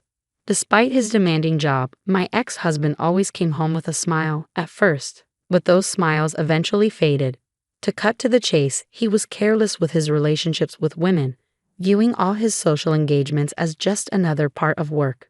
I later found out he had been flirting with women at every party he attended, though at the time, I had no idea. I used to greet him with, "You must be tired after all that networking today. Want to take a bath?" I thought I was being a supportive wife, but after just 6 months, he'd say, "Stop worrying about me, just be thankful you're living a good life because of me." I convinced myself he was just tipsy and let it slide. Looking back, I feel like crying from all the effort I put into our relationship. Jessica, my younger sister, and I couldn't be more different. Growing up, she always wanted what I had, my jewelry, my clothes, everything. If she couldn't get it from our mom, she'd just take it from me. When confronted, she'd cry and say, "But everything that belongs to you belongs to me." That little sister, who was a bully back then, grew up to be an adult bully. After a year of marriage, we attended a family event at my parents' house. My husband had seen Jessica a few times before, but this time they had a little chat. I overheard him tell her, "You're quite different from your sister, a different kind of beauty." From that moment, Jessica probably set her sights on my husband. After that, my husband seemed even more disinterested in me. When I'd suggest we go out, he'd dismiss me with, "Forget it, you know I'm not available, so why even ask?" I put up with it for a while because we both wanted a child. The love might have been gone, but the desire for a child remained. However, tests showed the problem lay with him, not me. Despite the diagnosis, we continued to seek treatment, and before I knew it, a year had passed. By then, I'd stopped worrying about what my husband was doing or where he was. I figured he was involved with other women, but I never imagined one of those women would be my own sister. I was utterly blindsided. It wasn't some dramatic revelation. It was Jessica, casually saying, "You know, sis, your marriage is pretty much over. But if you're not careful, you'll lose more than just your marriage," Jessica hinted with a sly smile. "What are you saying? Don't tell me you, whatever happens, it's your fault," she continued, her words dripping with both naivety and malice. Seeing Jessica like this after so long sent chills down my spine. After that conversation, I confronted my husband, desperate for the truth. "Hey, you're not having an affair with my sister, are you? Tell me it's not true." "What if I am?" he replied, dodging my question. "Don't dodge the question. Just tell me," I pressed. "God, you're so annoying." "Fine, yes, I am." "So what now? Want a divorce?" "You're the worst. Do you even realize what you're doing? You should be saying that to your sister. She's the one who came on to me. Even if she did, why would you go along with it?" "Well, I'm a guy. Can't help it," he said nonchalantly. "I can't believe you're doing this with Jessica. You know what? Fine, we're done. We were always over anyway. Bye." Even though the love between us had been gone for a while, learning he cheated with Jessica was a hard pill to swallow. The casual way he admitted it felt like both of them were mocking me. The frustration was unbearable. I divorced him right after this shocking truth came to light. As for Jessica, I cut her off with a simple email and chose to leave it all behind. About a month later, an unexpected turn came my way. A former colleague from my finance days reached out. We were connected on social media and occasionally exchanged messages, but it had been a long time since we met for drinks. We caught up and had a great time. Although my story was grim, she laughed it off and mentioned someone she wanted to introduce me to. Enter Ethan, my current husband. Ethan was her investment buddy. He was just an average office worker, but had a knack for investing, managing a significant portfolio. They'd become friends through offline meetups she organized based on his investment blog. I took an instant liking to the upbeat Ethan. "I've been divorced before, is that all right?" I asked. "I'm still single, is that okay?" he replied with a smile. We both just laughed it off. Ethan and I clicked right away, and we started dating almost immediately. After about 6 months, we got married. "Chloe, want to invest in me, marry me?" Ethan asked with a grin during his unique proposal. I couldn't help but laugh. His proposal felt right, like something that would lead to happiness for the rest of our lives. The truth is, I was already pregnant with Ethan's child even before we got married. Actually, shortly after we started dating, We'd both been considering marriage, so finding out about the pregnancy sped up the timing. Two people in love and a precious baby, the fruit of our love. I couldn't be happier. For our first holiday season together, Ethan suggested, let's go to church and pray for the health of our adorable baby. The fact that everything happened so quickly must be destiny, don't you think? Sounds good. Yes, let's go, I agreed. In the midst of our newfound happiness, something unexpected happened at the church we were attending for service. Guess who we ran into? My ex-husband and Jessica. Seeing them together for the first time in over a year, they really seemed like a married couple. I had already told Ethan all the miserable details about these two. Hey, I'm going to talk to them. Is that okay? I asked Ethan. I don't mind. You sure you're okay with it? Yeah, I'm fine. Look, I'll explain later, but can you play along that this baby is my ex's child? As my ex-husband and Jessica approached us, we pretended not to notice and walked up to them. Wow, what a coincidence. It's been ages, sis, I said, trying to sound casual. Jessica's face, which I hadn't seen in a long time, seemed even more twisted than before. How nice to see you two looking so happy together, I added. We are. We're officially married now, she replied smugly. Nice to meet you, Ethan chimed in. I've heard so much about you. Really? Like what? Jessica asked, suspiciously. Anyway, why'd you go and have a baby with this guy? He doesn't look like he's got much of a future. Poor kid, my ex-husband sneered. Don't ever become the type of person who can only judge others by their looks or titles, okay? Ethan said, speaking as if to the baby. But if you're not careful, you'll lose more than just your marriage. Jessica hinted with a malicious edge. What are you saying? Don't tell me you, I began, but Jessica's tone made it clear she intended to shift the blame. You're responsible for this, she snapped. Seeing Jessica's smugness after so long sent chills down my spine. I confronted my husband directly. Hey, are you having an affair with my sister? Just tell me it's not true. What if I am? He shot back, avoiding the question. Don't dodge it. Just tell me, I insisted. God, you're so annoying. Fine, yes I am. So what? Want a divorce? You're the worst. Do you even realize what you're doing? You should be saying that to your sister. She's the one who came on to me. Even if she did, why would you go along with it?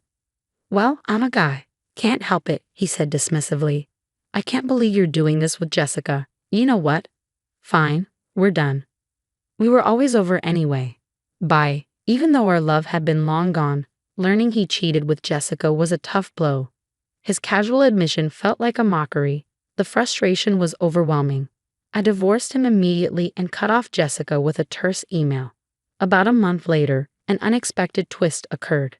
A former finance colleague reached out. We were connected on social media but hadn't met for drinks in a while. We caught up and had a great time. Despite my grim story, she laughed it off and mentioned someone she wanted to introduce me to. Enter Ethan, my current husband. Ethan was her investment buddy, an average office worker with a knack for managing a significant portfolio. They become friends through her offline meetups. I liked Ethan immediately. I've been divorced before. Is that okay? I asked. I'm still single. Is that all right? He replied with a grin. We both laughed. Ethan and I clicked instantly and started dating right away. 6 months later, we got married. Chloe, want to invest in me? Marry me? Ethan proposed, his unique way of asking. I laughed and felt this was the start of a happy life together. I was pregnant with Ethan's child even before we married. We'd both been thinking about marriage and the pregnancy sped up the timeline. 2 people in love and a baby, our little miracle. I couldn't be happier.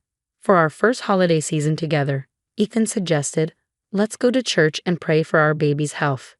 The fact that everything happened so quickly must be destiny, don't you think? Sounds perfect. Yes, let's go, I agreed. During the church service, something unexpected happened. We ran into my ex-husband and Jessica.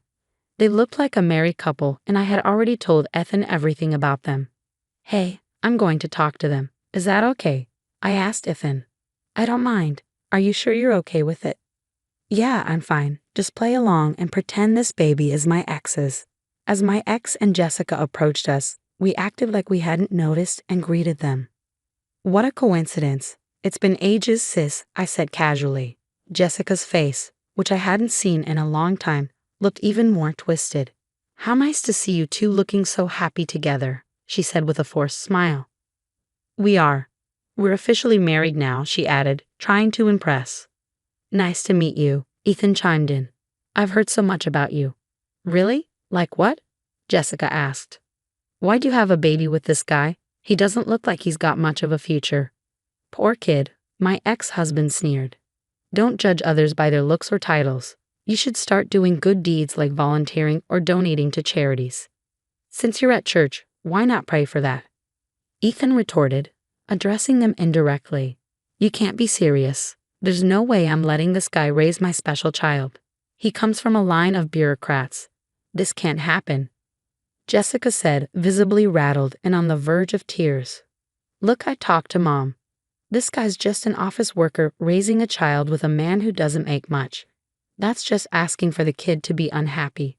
And don't forget, the child's biological father is from our family. Shouldn't we have the right to raise them?" "Am I wrong?" she asked desperately. "Absolutely. Even after the divorce, if you knew you were pregnant, you had a responsibility to tell me.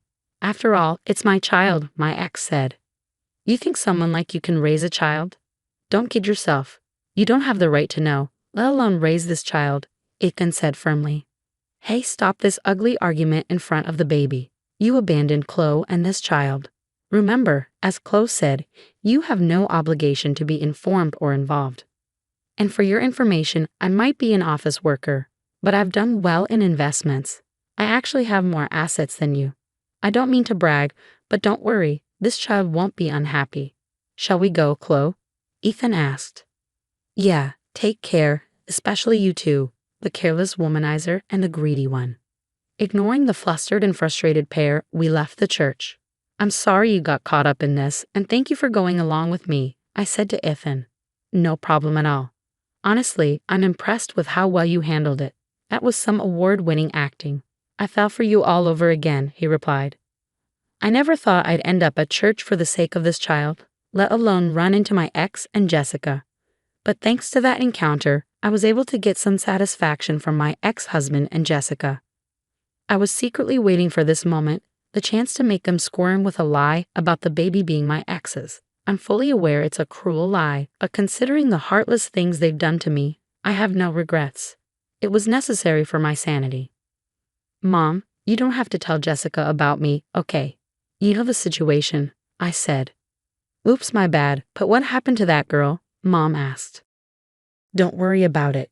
I'm sorry for all the worry I've caused you. It's okay as long as you're healthy and happy. You're getting along with your current partner, right?"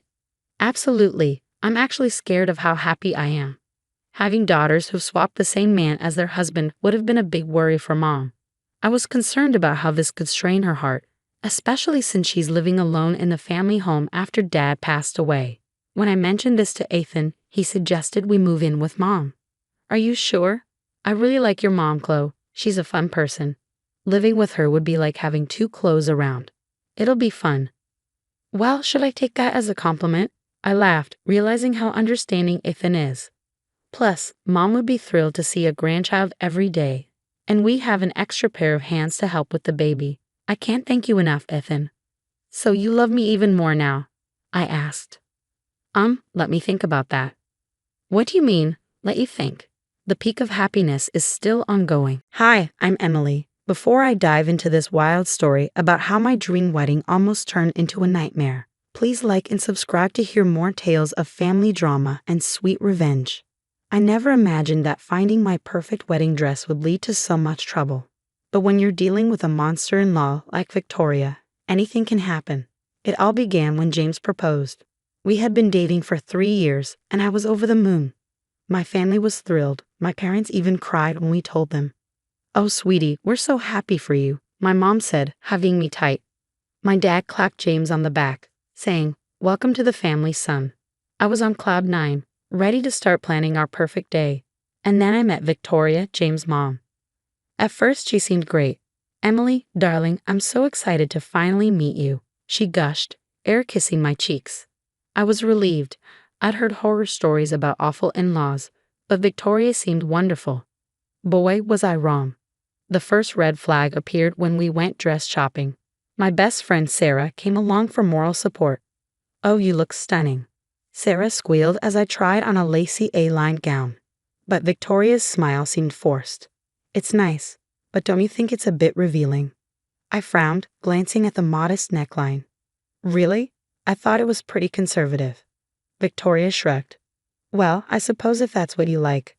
I tried to shake it off, but Victoria's comments kept coming. When I found my dream dress, a beautiful vintage-inspired gown, her reaction was lukewarm at best. "Are you sure about that one, dear? It's so old-fashioned." But I stood my ground. "I love it. It's perfect." Later, I vented to James about his mom's behavior. "Babe, I'm sure she didn't mean anything by it," he said, ever the peacemaker. "Mom's just particular about fashion." I nodded, not wanting to cause drama. "You're probably right. I'm just being sensitive." But as the wedding planning continued, Victoria's helpfulness became suffocating. She had opinions on everything: the venue, the flowers, even the font on our invitations. "Emily, dear, don't you think roses are a bit cliché?" she'd say. Or, "Wouldn't it be nicer to have the reception at the country club instead?" I tried to include her, hoping we'd bond. "Victoria, would you like to come cake tasting with us?" Her smile didn't reach her eyes. "Of course, dear. Someone needs to make sure you don't choose something too sweet." By the time our wedding was a month away, I was stressed to the max. Sarah noticed during our final dress fitting. You okay? You seem tense." I sighed, smoothing down the dress I've fallen in love with. "It's Victoria. I feel like nothing I do is good enough for her." Sarah squeezed my hand. "Don't let her get to you. This is your day, not hers." I nodded, determined to stay positive. Little did I know, Victoria had plans that would throw our entire wedding into chaos. But standing there in my perfect dress, surrounded by people who truly cared about me, I felt invincible. If only I'd known what was coming, maybe I could have prevented the storm that was about to hit. 2 weeks before the wedding, I went to try on my dress one last time. I opened the garment bag and my heart stopped. It was empty. "Mom," I yelled, panic rising. "Have you seen my wedding dress?" We tore the house apart, but it was nowhere to be found. That's when I remembered Victoria had been over yesterday, helping with wedding prep. I called James, trying to stay calm. "Babe, my dress is missing."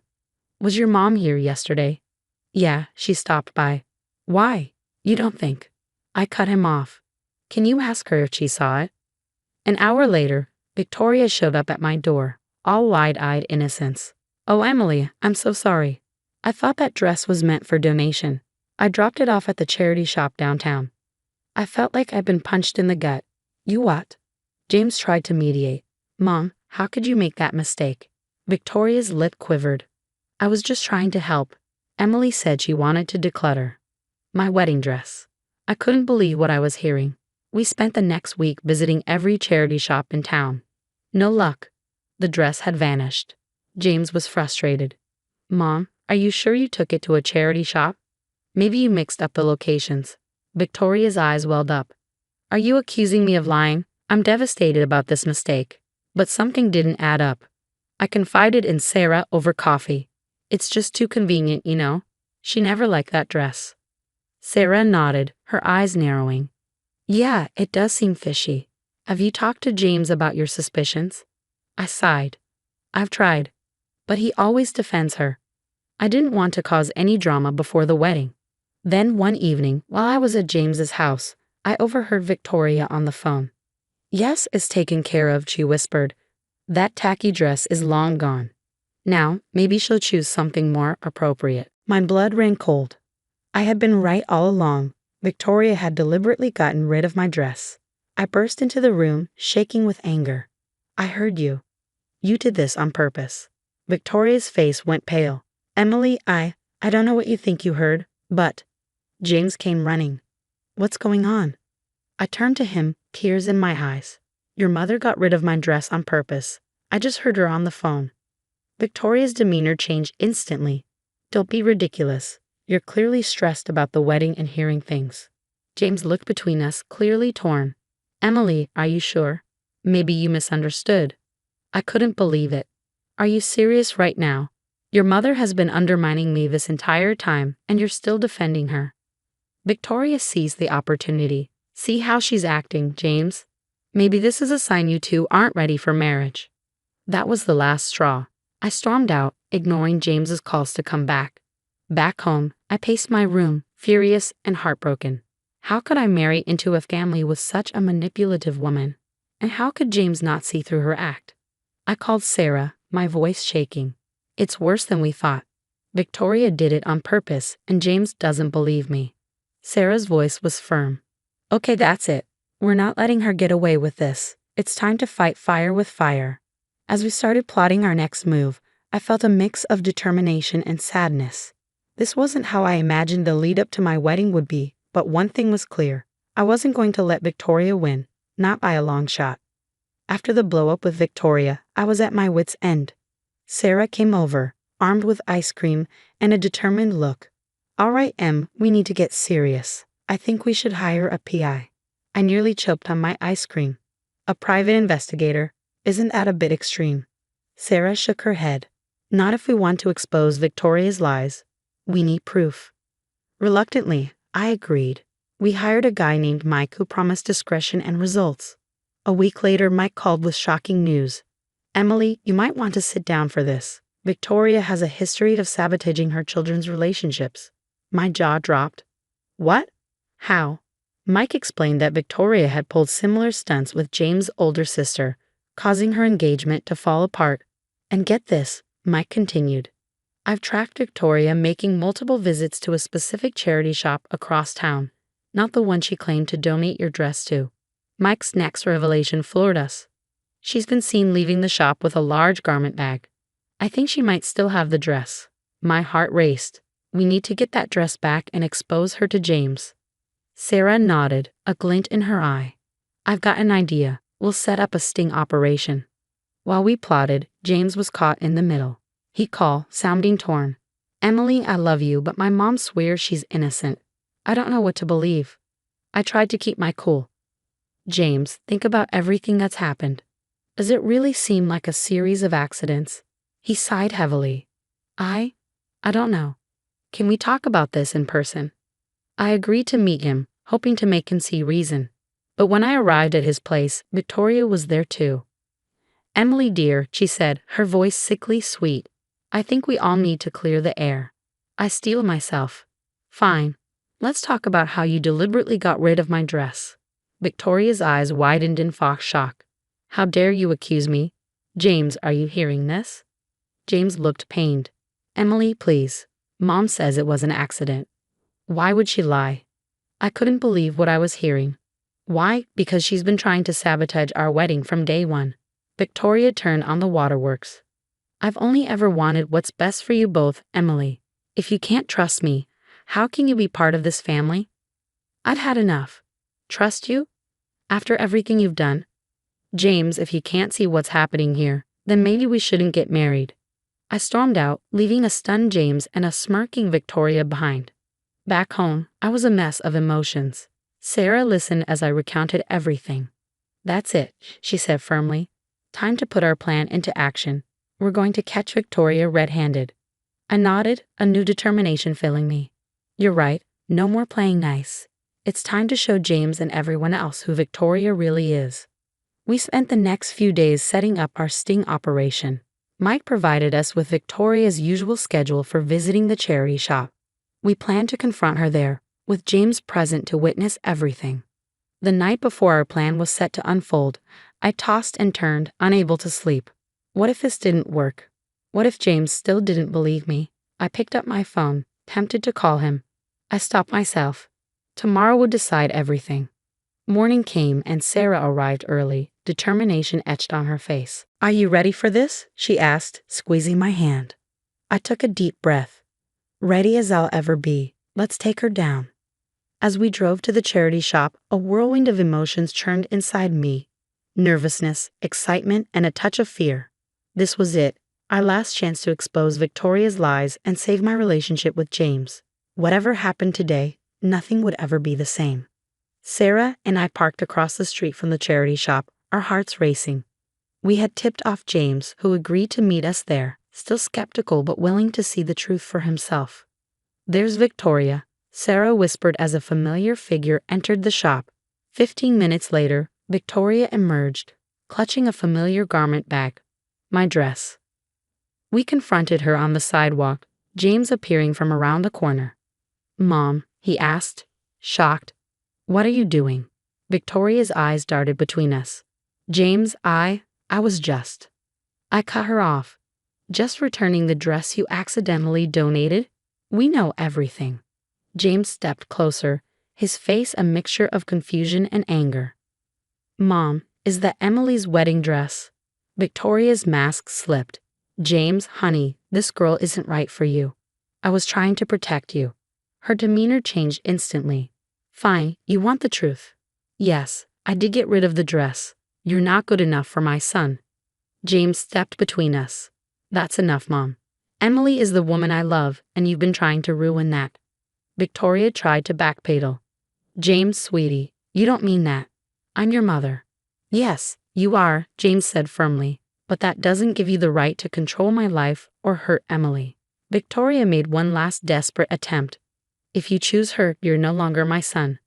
James didn't flinch. If that's your choice, Mom, but I choose Emily. The next day, we called a family meeting. James recounted everything, the dress, the lies, the history of sabotage. Gasps and murmurs filled the room. James's sister spoke up. So it wasn't just me. She did this before? James nodded grimly, and who knows how many other times. His father looked devastated. Victoria, how could you do this to our children? Victoria, cornered, lashed out. I was protecting them. None of you understand. But her words fell on deaf ears. The family had seen her true colors. James's dad stood up. Victoria, I think it's best if you leave, and don't expect to be welcome at the wedding. As Victoria stormed out, the family rallied around James and me. The wedding day arrived, more beautiful than I could have imagined. As I walked down the aisle in my recovered dress, I saw James beaming at me, surrounded by his supportive family. Later, during our first dance, James whispered, I'm so sorry about everything with my mom. Thank you for fighting for us. I smiled up at him. We make a pretty good team, don't we? As we swayed to the music, I knew we could handle anything life threw our way. We had weathered the storm together, and our love was stronger for it. Months later, we heard that Victoria had moved away, still unrepentant. But we didn't dwell on it. We were too busy building our life together, surrounded by the love and support of our true family. Now that the story has come to an end, I have a question for you. Was Emily justified in hiring a private investigator and setting up a sting operation to expose Victoria? Or did she cross a line by invading her future mother-in-law's privacy? Share your thoughts in the comments below. How far would you go to protect your relationship from a toxic family member? Is there a point where seeking the truth becomes an unethical invasion of privacy?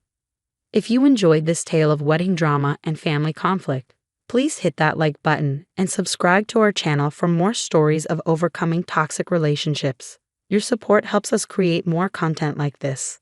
Thanks for watching, and don't forget to let us know what you think. Hey there, I'm Emily Carter, a 25-year-old with big dreams of making a name for myself in journalism. I grew up in a seemingly idyllic suburb with my adoptive parents, John and Linda Carter. Around town, they're well known for their generous charitable donations and active roles in local committees. On the surface, our family seemed perfect, but behind closed doors, there was always an undercurrent of unease, especially when the topic of money came up. Just focus on your studies, Emily, Dad would say whenever I tried to bring up our finances, quickly steering the conversation elsewhere. Mom wasn't much different, her voice overly cheerful as she'd say, Let's not worry about money, dear. Let's focus on the present. But then, everything changed on an otherwise ordinary Tuesday. I found an unexpected letter in the mail, stamped with the seal of a law firm I'd never heard of. The letter claimed that my biological grandfather, a man I never even knew existed, had left me a substantial inheritance. Confused and with the letter trembling in my hands, I went straight to my parents. This has to be some kind of mistake, Mom insisted, barely glancing at the letter. Dad was quick to dismiss it as well, chuckling nervously, probably just someone's idea of a joke. But their forced laughter didn't reach their eyes. Why wouldn't you tell me I had a grandfather? Why now? I demanded. They exchanged a look, one of those looks that said they wish I hadn't asked. Emily, we wanted to protect you. Mom finally said with a sigh, taking my hand. We thought it was best if you focused on your future, not on past complications. But isn't it my right to know where I come from? I pressed on. Dad stood up, his chair scraping against the tile. Sometimes knowing less is better. This inheritance, it's probably nothing but trouble. But I couldn't shake the feeling that there was more to the story. That night, I lay awake, the letter glowing ominously in the moonlight on my nightstand. My mind raced with questions about who my grandfather was and what secrets my parents were hiding. First thing in the morning, I decided I had to find out the truth. The next day, I met with Mark Thompson, an old friend from high school who'd become a private investigator. Over coffee, I spilled everything. So you think they're hiding something big? Mark's eyes were sharp and calculating. It's not just a feeling anymore, I admitted, stirring my coffee absent-mindedly. There's a real inheritance, and they knew. We'll get to the bottom of this, Emily. If there's something to uncover, we'll find it, Mark assured me, his tone firm and confident. With Mark's help, we started digging into my parents' financial records and researching my mysterious grandfather. Each piece of information we uncovered only led to more questions. What were John and Linda Carter really hiding, and why had they gone to such lengths to keep it from me? The story was only just beginning to unfold, and I knew that whatever we discovered would change everything. Despite the fear of the unknown, I was determined to uncover the truth buried beneath years of carefully constructed lies. I reached out to the law firm mentioned in the letter, making sure to make the call away from the prying ears of my increasingly watchful parents. Sitting in my car outside a small coffee shop, I dialed the number, my heart pounding with each ring. Good morning, Hamilton and Pierce Associates. How may I help you? The voice on the other end was crisp and professional. I received a letter about an inheritance from a Mr. Albert Clark. I need to verify its authenticity, I explained, trying to mask my anxiety. One moment, Miss Carter. I'll connect you to Mr. Davis, the attorney handling Mr. Clark's estate. The line clicked, and after a tense wait, a deeper voice came on. Miss Carter, I've been expecting your call. Yes, the inheritance is quite real, and you are indeed the sole heir to Mr. Clark's estate, which includes several properties and a significant financial portfolio. Why wasn't I informed sooner? I asked, my voice trembling slightly. My voice tight with emotion. There were complications, legalities that needed sorting out due to the nature of your adoption, Mr. Davis explained. If you could come to our office, we can discuss this in detail and show you all the relevant documents. Agreeing to meet him, I hung up, feeling a potent mix of vindication and a deep swirling anger. I needed more than just answers, I needed to understand the full extent of the betrayal. Back home, I noticed a shift in my parents' behavior. They were nervous, overly attentive. I caught Mom hovering outside my room more than once, and Dad had taken to checking the mail himself. You're sure you're okay, Emily? Mom would ask, eyeing my phone suspiciously. Just tired from work, Mom, I'd reply, keeping my plans close to my chest. I knew I needed help, so I reconnected with Mark Thompson, an old friend who had gone into private investigation. We met at a park, far from any prying eyes. Mark, I think my parents have been using my inheritance without my knowledge, I confided under the guise of a casual chat. He nodded, his expression serious. Do you have any idea how much we're talking about? Enough that they've been living off it, and then some. I sighed. Can you help me find out exactly what they've been up to? Of course, Emily. I'll dig into everything. Bank records, transactions, property deeds. We'll get you the truth, Mark promised, a determined glint in his eye. Over the next few weeks, Mark worked tirelessly, piecing together the financial puzzle. What he found was worse than I had feared. Not only had my parents been withdrawing large sums regularly, but they'd also funded luxurious vacations and high-end investments, all under the guise of their modest community lifestyle. He laid out the evidence one evening in his office, a line of documents and photos spread across the desk. Here's the proof, Emily. They've been bleeding your inheritance dry for years. I stared at the evidence, each document a confirmation of their deceit. They had planned to keep it going indefinitely, controlling my life and legacy without my consent. The betrayal stung deeper than I could have imagined. They weren't just controlling my financial future. They had lied about every aspect of my past, my heritage, and who I was. It was clear what I had to do next. The truth had to come out, and my parents had to be held accountable, not just for the deception, but for the sheer audacity of their greed. As the pieces fell into place, I prepared for the confrontation that would inevitably come. It wouldn't be easy, but armed with the truth, I was ready to reclaim what was rightfully mine. The community event was a perfect setting. A yearly gala celebrating local philanthropy where my parents, John and Linda, were to be highlighted for their selfless contributions to the community.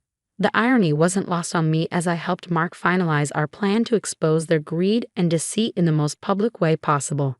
"We've got everything set, Emily," Mark briefed me as we surveyed the event hall, beautifully decorated but soon to be a stage for confrontation. "The lawyer, Mr. Davis, and a rep from the trust will be there. They'll back you up when you make your move." "And the media?" I asked, my stomach tightening. "Got a couple of local journalists who think they're covering a feel-good story about community leaders. They'll get more than they bargained for," he replied with a wry smile. As guests began to fill the hall, I mingled, my heart racing. I spotted my parents laughing and engaging with donors, completely unaware of the storm that was about to break. I approached them, my resolve hardening. "Mom, Dad," I called out, keeping my voice cheerful. "Emily, you decided to come after all." My mom greeted me, her smile wide, but her eyes flickering with something just beneath the surface.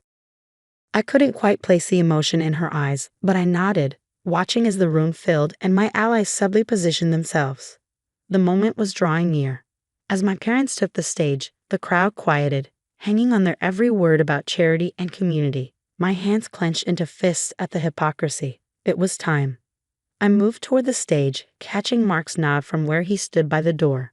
I ascended the steps just as they were finishing up their speech, the applause ringing in my ears. "Thank you, everyone," I began, my voice loud and clear, cutting through the claps. The room fell silent, surprised by my sudden appearance. I wish I could stand here and just praise my parents, but truth and transparency are vital in a community like ours. Confusion spread across the faces in the crowd as my parents looked at me, bewildered, then slowly turning fearful. I recently discovered that my inheritance from my biological grandfather, which I knew nothing about until a few weeks ago, has been used by my adoptive parents for their personal gain, without my knowledge, without my consent.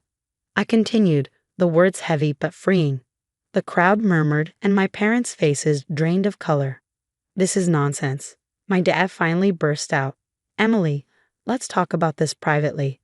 "No, John, she won't." Mr. Davis stepped forward, his presence commanding. "I am here representing Emily and her grandfather's estate. Every word she has said is backed by undeniable evidence."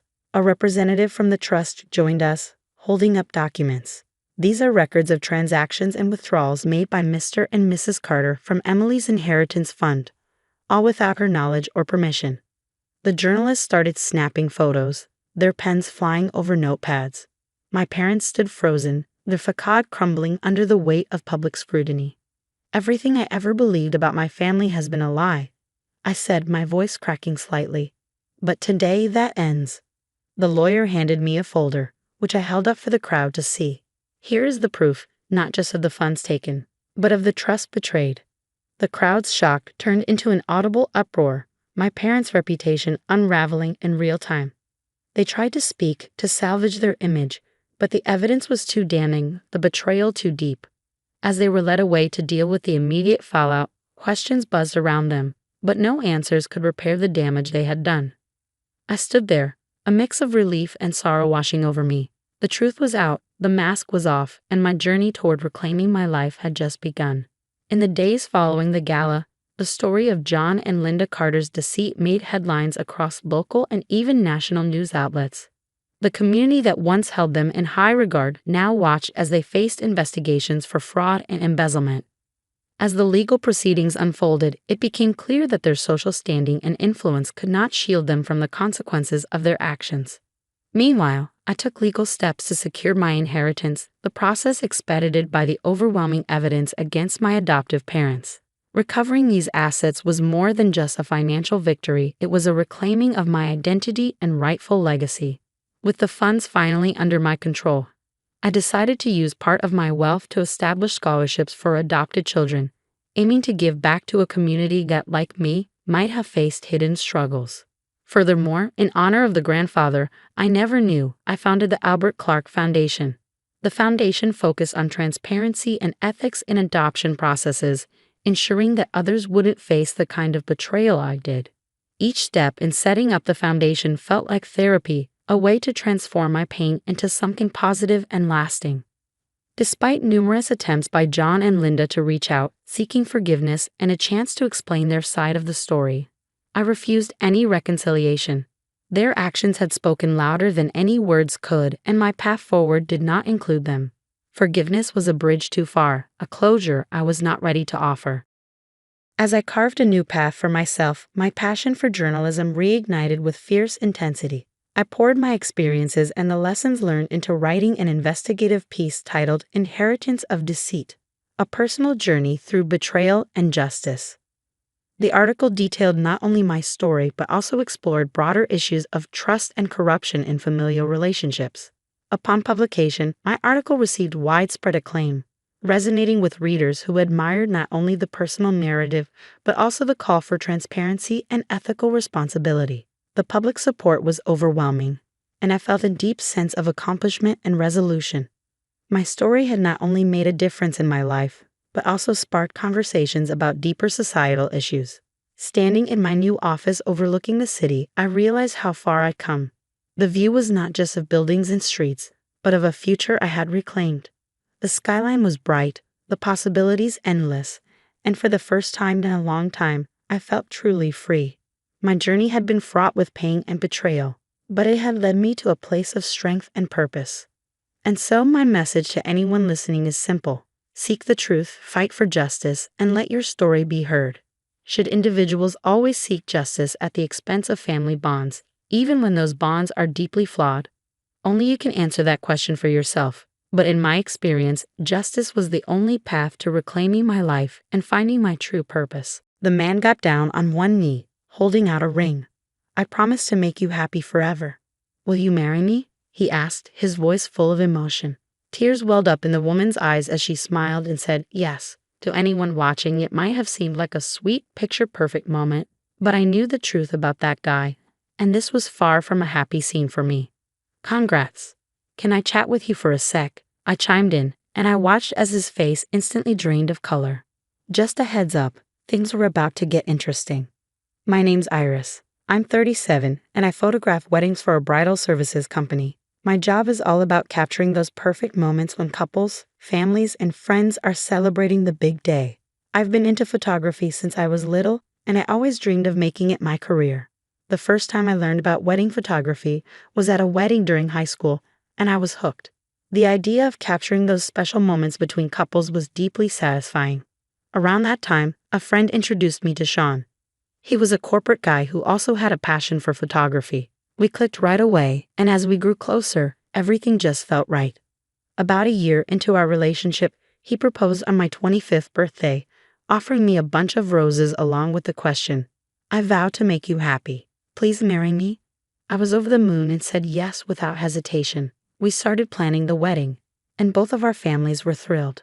Being welcomed into Sean's family, especially since there were mostly men and the women were already married, was a great feeling. Sean's mom, Lauren, was a gem. She treated me like her own daughter, and we grew super close, often spending weekends shopping and hanging out. Everything was wonderful until our daughter, Maria, came into the picture. After she was born, something shifted with Sean. Before Maria arrived, we both had jobs and split the household tasks evenly. He'd never had an issue with our setup, but once our daughter was born, everything changed. Even when I was busy with housework, Maria needed my attention. By the time I finished my tasks after putting her to bed, it was super late, throwing me off for work the next day. It felt like I was constantly juggling work, chores, and baby duty with no help from Sean. He'd just shrug and say, "Isn't childcare supposed to be a mom thing?" He wouldn't pitch in with our little one at all and started slacking on his share of the housework. I tried talking to him about it, saying, "Can you watch Maria for a bit? I've got some urgent work stuff, and the house is a mess." But he'd make a face and go, "Nah, I'm beat from work. Just multitask with Maria. Isn't it a mom's job to look after the kid?" Frustrated, I snapped back, "Step up your game. I'm doing the best I can. Plus, you've been letting things slide too, like forgetting the trash and leaving the bathroom dirty. He retorted, you always pull the kid card to get out of chores. You've been doing the bare minimum, like getting takeout and cutting corners on cleaning. It was infuriating. Kids have to be the priority, but if Maria got sick, I'd have to take time off, which could annoy my coworkers. Quitting my job wasn't an option because we needed the paycheck, so work came before house chores. I just wish Sean would step up with Maria. I never imagined he'd act like this after we had a baby, but with him checking out, I was left to handle everything on my own. The idea of splitting up crossed my mind with all the stress, but thinking of Maria, I just couldn't go through with it. Then one day, I reached my breaking point and passed out right at our front door. When I woke up, I was back in bed, with Lauren sitting beside me, looking incredibly worried. Oh, Iris, I'm so glad you're okay, she said, relief evident in her voice. Lauren, why are you here? I asked, confused. I tried calling, but when I couldn't get through, I came over and found you right at the door. You scared the life out of me, she explained. She then told me that she'd been taking care of our daughter since I blacked out. Tears streamed down my face as I told her everything about Sean's lack of help with our daughter and around the house. She was livid. Within minutes, she called her husband, and soon enough, my father-in-law, Mike, showed up, apologizing for Sean's behavior. When Sean got home, he received an earful from both of them. I'd never seen them so fired up. Sean just sat there, looking like a deer caught in headlights. After that intervention, he really stepped up with helping around the house and taking care of our daughter.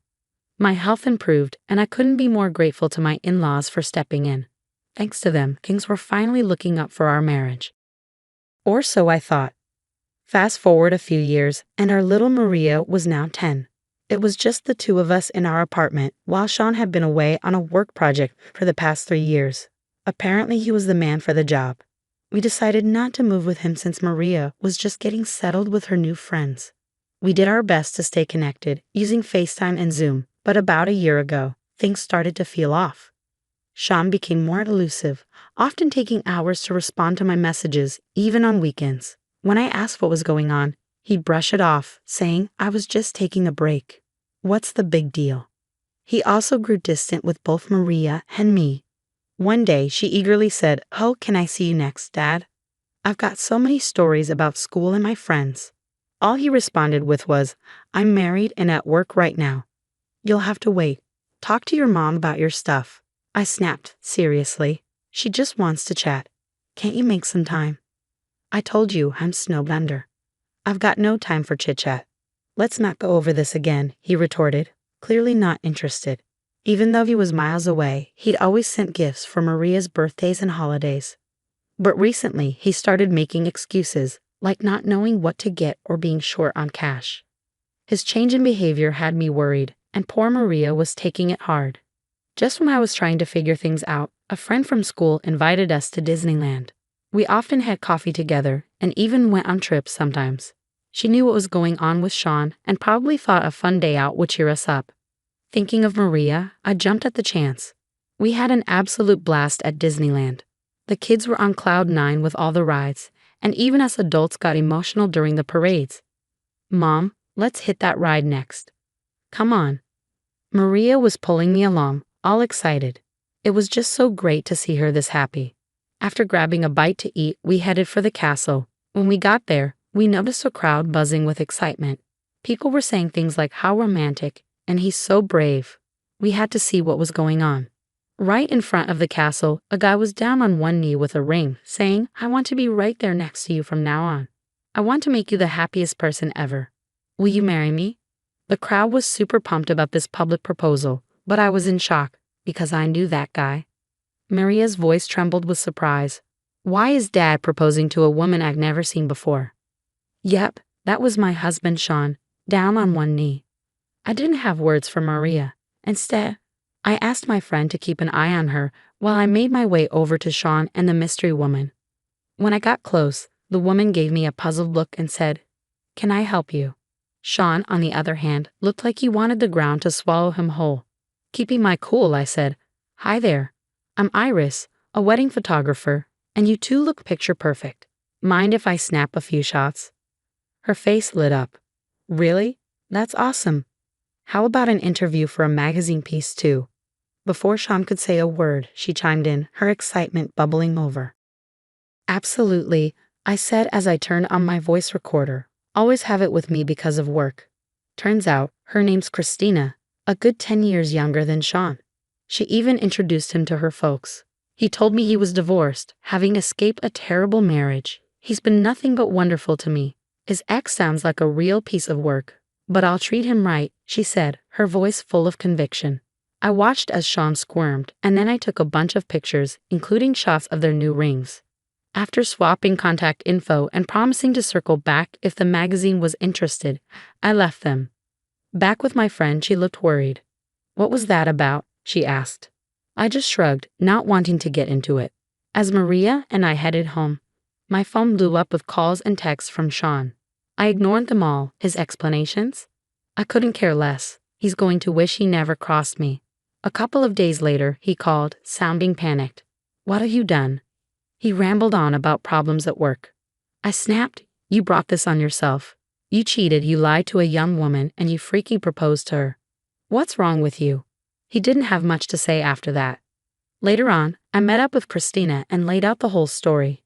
She was angry and hurt, especially when I showed her our wedding photos. I had no idea, she said, sounding heartbroken. He told me you two were done. I don't even know how to apologize to you. You don't need to apologize. We've both been played. I feel horrible for what my husband has done to you, I said, trying to reassure her. I couldn't blame her for what had happened. If I had discovered Sean's affair earlier, she might have been spared. She gave back Sean's ring and ended things with him, then dropped a bombshell at his workplace. I bet they weren't too thrilled with him. When I finally spoke to Sean, I didn't hold back. Obviously, I'm leaving you. Get ready to pay up for what you've done. He tried to bargain. Look, I ended things with Christina. Let's work this out. Have you lost your mind? The moment you started this, it was done. And just so you're clear, I've got all the proof I need. Photos, recordings, you name it. Christina even offered to compensate me, but she's not the one to blame here, so I turned her down. Christina handed over their text messages and photos as evidence. Just so you know, I've shown everyone the evidence of your affair. Both our families know, and trust me, they're livid. Sean, sounding desperate, said, Look, I'm truly sorry. Being on my own made me do stupid things, but a divorce? Think about Maria. It's going to be rough for her with just one parent. I couldn't believe he'd go as far as proposing to someone else while we were still married and then use our daughter to try and make things right. I fired back, growing up with a dad who cheats is a whole lot worse than having a single mom. I'll take care of her. And just so you know, she thinks it's weird you're with someone so much younger. She doesn't want to see you anymore. He barely managed to say, Can I just talk to her once? But I've had enough. Stop it right now. The only fatherly thing left for you to do is pay child support and keep your distance. Never come near us again. With that, I hung up, leaving him crying on the line. Soon after, we finalized the divorce. Naturally, I got custody of Maria, along with a settlement and child support. We moved in with my parents, who welcomed us back with open arms. My in-laws called a few days later, full of apologies, with Lauren being especially heartbroken. From what they told me, Sean's stunt had repercussions at work, resulting in a demotion. If he ever went back, he'd be stuck in a dead-end department. They made sure he's paying Maria's child support by having him live with them, with clear threats of cutting him off if he skips even one payment. Now he's just grinding away, getting side-eye from everyone. My in-laws have been amazing though. Maria loves spending time with them, and they light up her world. As for me, I'm focused on what's ahead and committed to doing everything I can to keep Maria happy. I'm ready to take on the world. I'm Christiana, a 36-year-old housewife balancing part-time work while raising our 2 kids. Life is generally good, but there's one thing that constantly frustrates me. My husband, Billy, who's also 36 and works a corporate job.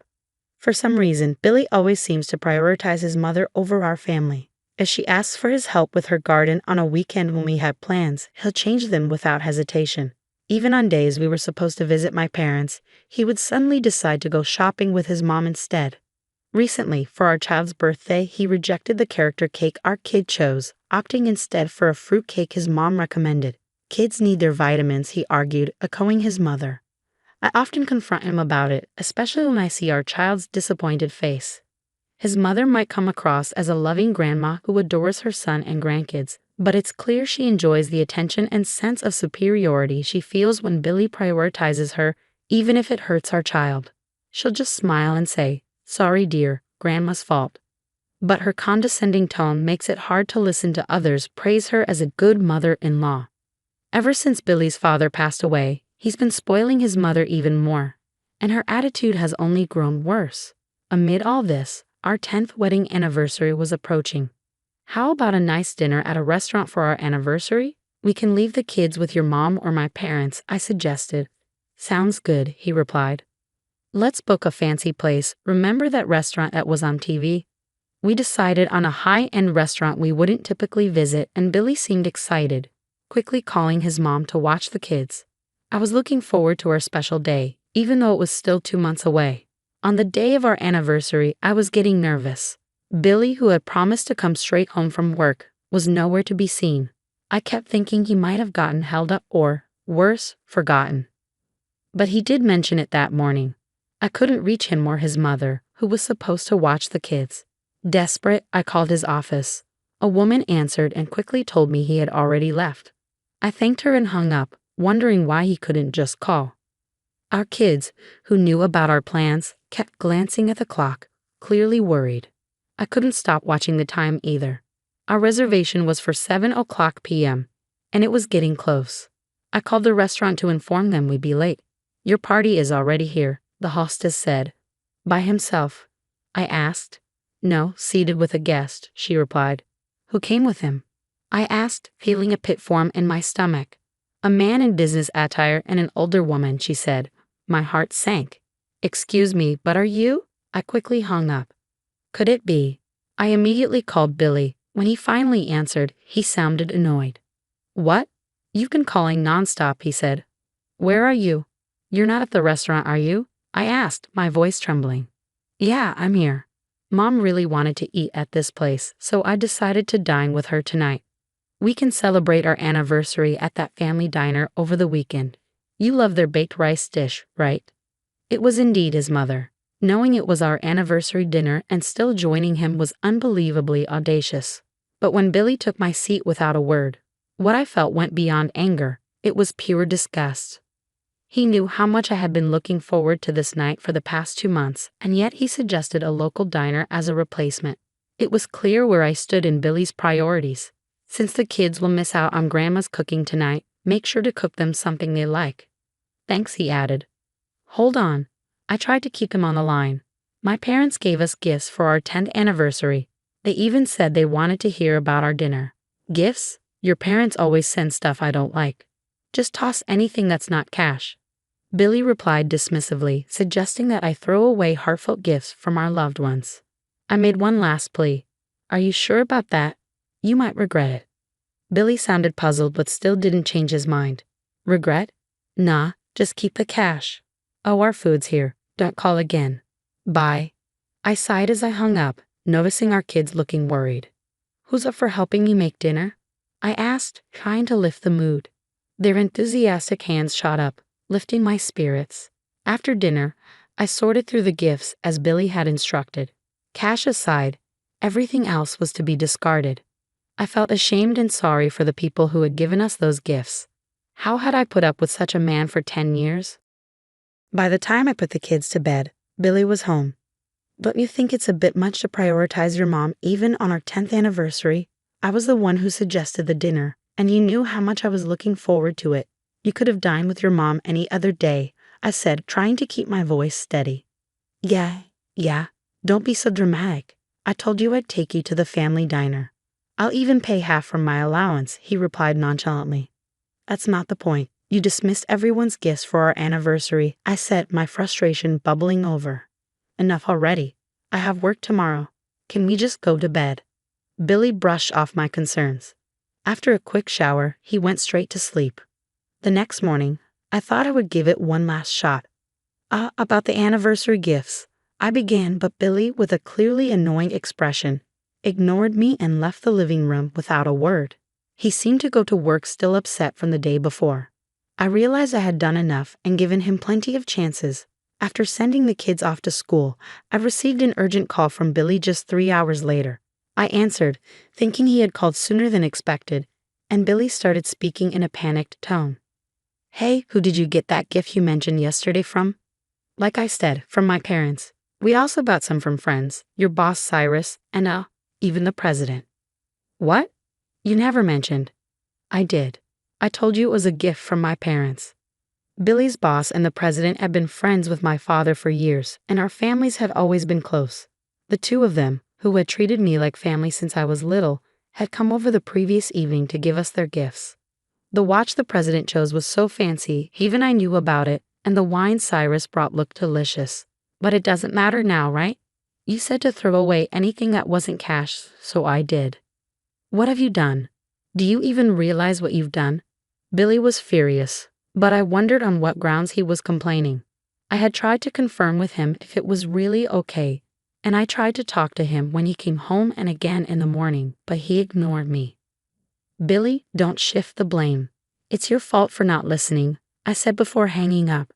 Billy kept calling back, but I ignored all his calls. It might seem childish, but I couldn't contain my anger anymore. When Billy came home, I could hear his heavy footsteps as he stormed into the living room. "Enough is enough. Give me the gifts now," he demanded. I told him I had thrown them in the morning trash, and they had already been collected. Billy, angrier than I had ever seen him, shoved me and stomped on the floor. "Unbelievable. Can't you tell right from wrong? You knew it was our anniversary dinner, yet you went to a restaurant with your mother, and then you told me to throw away the gifts without even looking at them. I question your sanity," I confronted Billy, my voice rising. Throughout our heated argument, Billy kept insisting that I was the one in the wrong.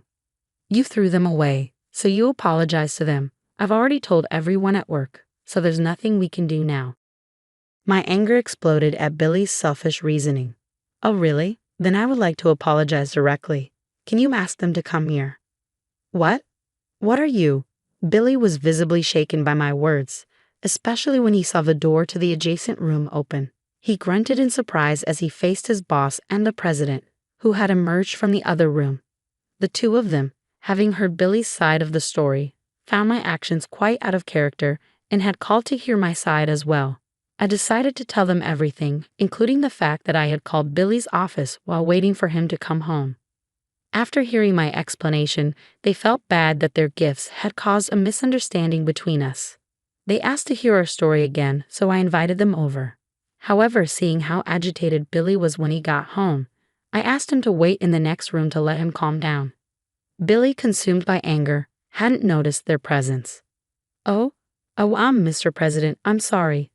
Finally realizing the situation, Billy turned pale, bowed deeply, and apologized to the two of them.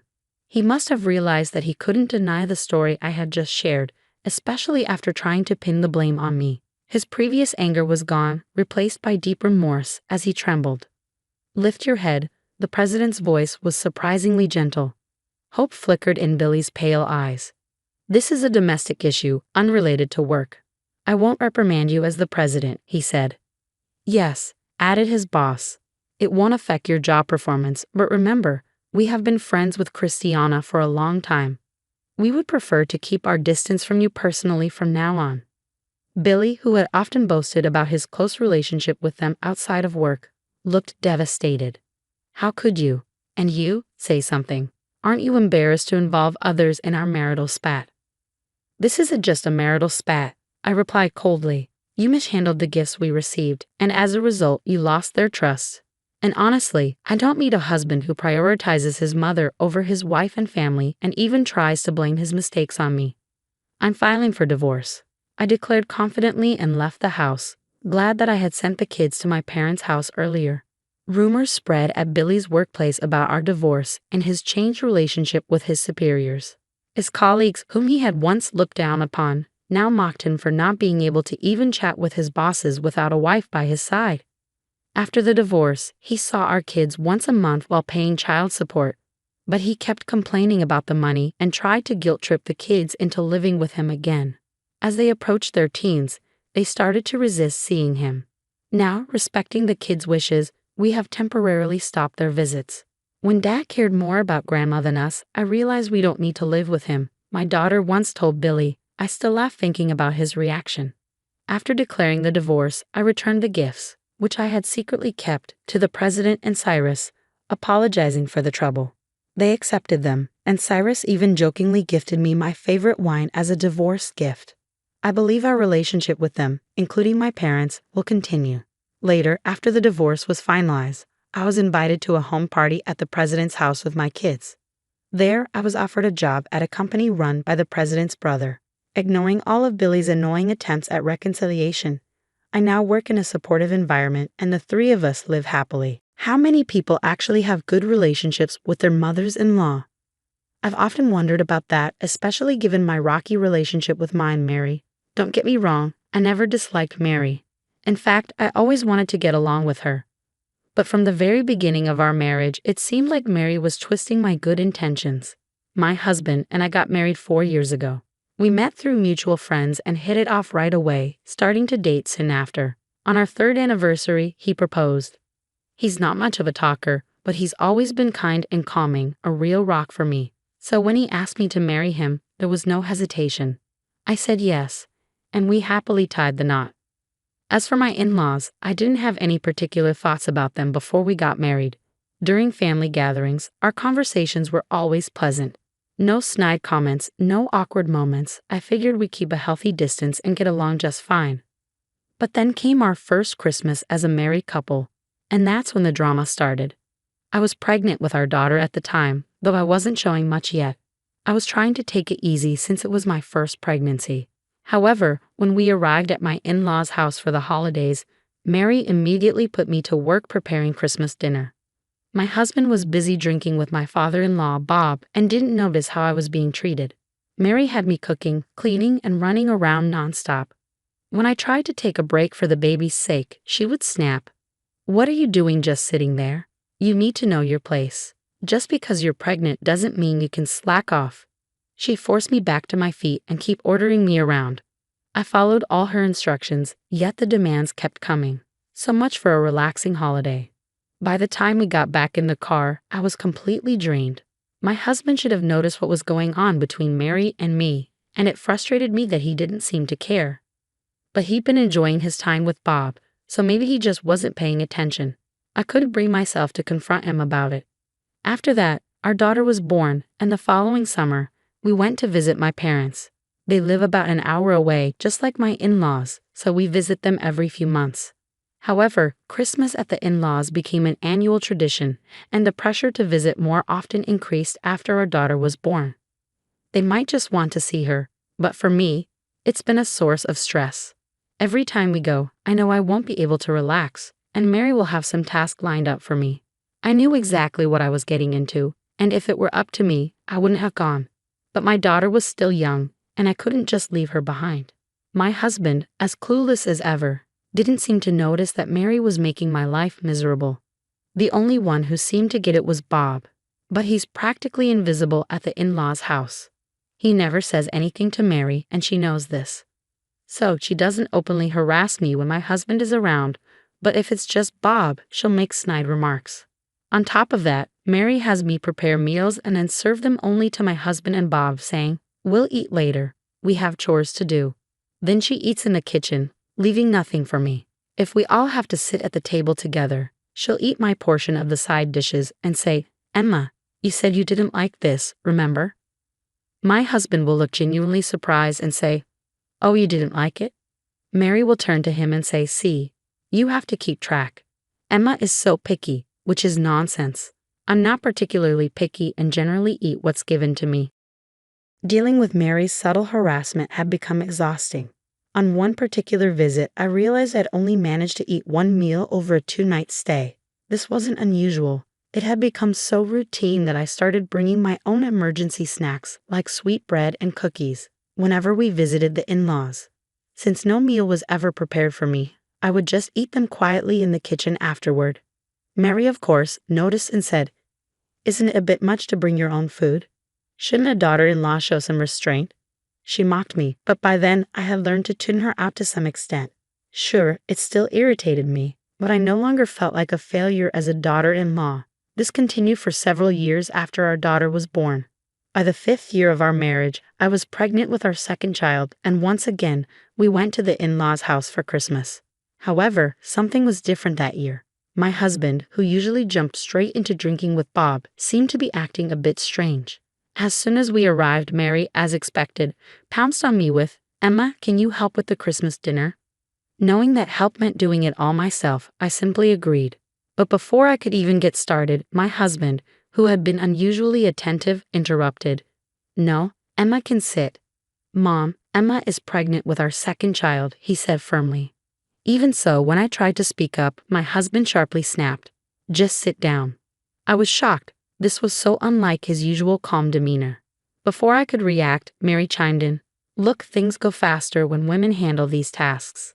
Emma helps me every month, so just sit down. Okay? Come on, Emma." Unable to do anything else, I ended up being bossed around by Mary as usual. But today was different. My husband was following us into the kitchen. "Mom, where's Emma going to sit?" "You're going to help too, right?" he asked. Mary quickly fetched a chair and set it in front of me, saying, "Here, sit down, Emma. You're pregnant, after all." Her tone was uncharacteristically kind, while my husband just stood there, silently observing. Mary, growing restless, tried to get my husband out of the room. "Why don't you go have a drink with Dad?" she suggested, but he didn't budge. Then, when our daughter started fussing, Mary tried again. "Listen, Betty's crying. Go soothe her." Finally, my husband left the kitchen, and Mary immediately sighed. "Oh, I'm tired." "Emma, just finish the rest yourself. Stand up. Pregnancy isn't an illness." She snatched the chair from me and sat down. But Mary's relief was short-lived. My husband returned, carrying our daughter. Caught off guard, Mary tried to stand up but ended up falling with a chair. My husband glared at her. "Why are you sitting, Mom, while Emma is standing?" he asked in a cold voice. Flustered, Mary stammered, "Oh, my back just started hurting a bit. I just switched places for a second." She hurriedly returned the chair to me. Thanks to my husband's presence, Mary actually helped with the Christmas dinner prep, and we finished in half the usual time. Still, my husband remarked, "This was much quicker than usual, even though you both should be working on this every year." His comment was mysterious, and Mary didn't reply.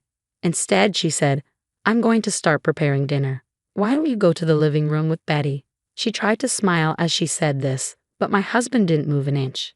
Instead, he said, "Mom, why don't you want me in here? Is there something you're trying to hide?"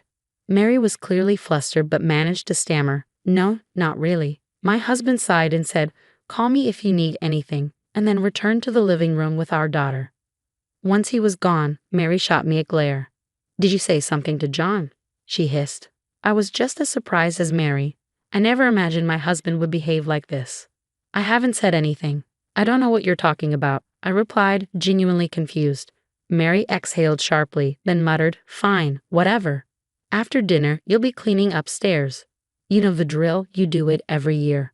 I prepared dinner as usual, and just as typically, Mary served my husband, Bob, and herself first. But today was different. My husband firmly insisted, "We won't eat until Emma joins us," disrupting Mary's usual plan. So we all ended up eating together. He kept adding more side dishes to my plate, saying, "Emma, you're pregnant, you need to eat well." Normally, Mary would give me smaller portions, assuming I disliked certain dishes, but this time she couldn't intervene. "Emma, are you sure you like that? You don't have to force yourself to eat," she said, trying to take the dish away. But my husband stepped in. "No, Emma eats what she's given. It's better for the baby if she doesn't have food preferences." With that, Mary fell silent. After dinner, I usually did the dishes by myself, but this time my husband stepped in. "I'll do it today." "Emma, you sit down," he said, taking the dishes from my hands and heading to the kitchen. Mary, clearly unhappy, whispered to me, "Letting John do that? You're a failure of a daughter-in-law. Go clean the upstairs." As much as I didn't want to share space with Mary, I was about to head upstairs when my husband stopped me. "Emma, where are you going?" he asked, his voice serious. I didn't know how to respond, and before I could say anything he asked, "Did Mom tell you to do something?" "Oh no," I began, but before I could finish, he took my hand and led me back to the living room. I had never seen him so angry. Then, in front of Mary and Bob, he began to speak. I misunderstood because Emma didn't say anything. I thought she was getting along with Mom. Mary looked shocked at his words. What have you been doing to Emma, Mom? He asked, his voice cold. Mary, clearly flustered, stammered. What are you talking about? Emma and I get along just fine, right, Emma? She looked at me, seeking validation. Well, about that, I began, but before I could elaborate, my husband spoke again. Every time we come back from visiting here, Emma seems more exhausted than ever. I noticed Emma looking down, and though I was concerned, I didn't press the issue because, on the surface, everything seemed fine. Mom, you haven't been harassing Emma, have you? I asked, trying to mask my worry. Mary's face flushed with anger. I haven't done any such thing. Emma, did you say something unnecessary? She lunged toward Emma, but I stepped in. Enough, I shouted. I've always been treated well by Emma's parents, so I assumed you were kind to her as well, Mom. But Emma looks miserable every time we come back here. Sure, being at my parents' house might make her feel a bit uncomfortable, but that goes both ways. Yet, I've never felt unhappy when I'm at her parents' place. They're really good people. My voice wavered, and I could feel tears welling up in my eyes. Seeing me like that, Emma started to tear up too. I turned to Mary, who was visibly uncomfortable. Mom, can you really face Emma's parents like this? Can you honestly say you treat Emma well? Just then, Bob stood up and apologized. I'm sorry, Emma. I also noticed that Mary had been distant with you, but I didn't say anything. I'm equally at fault. I'm truly sorry. Hearing this, I turned to Mary. Mom, you should apologize to Emma too. Saying sorry won't fix everything, but it's a start. But Mary wouldn't even look at Emma, let alone apologize. Seeing this, I sighed deeply. If that's how it's going to be, Mom, then fine. We won't be coming back to this house ever again. Mary looked shocked. That's not fair, is it? She pleaded. But I ignored her and started packing our things. Mary began sobbing uncontrollably, but no one, not even Bob, comforted her. Let's go, Emma, I said, picking up our daughter and calling for her. Mary collapsed on the floor, crying, while Bob just sat there with his head down. In that awkward atmosphere, we left my in-laws' house. Ever since that day, Mary has tried to call me multiple times, but I've blocked her number.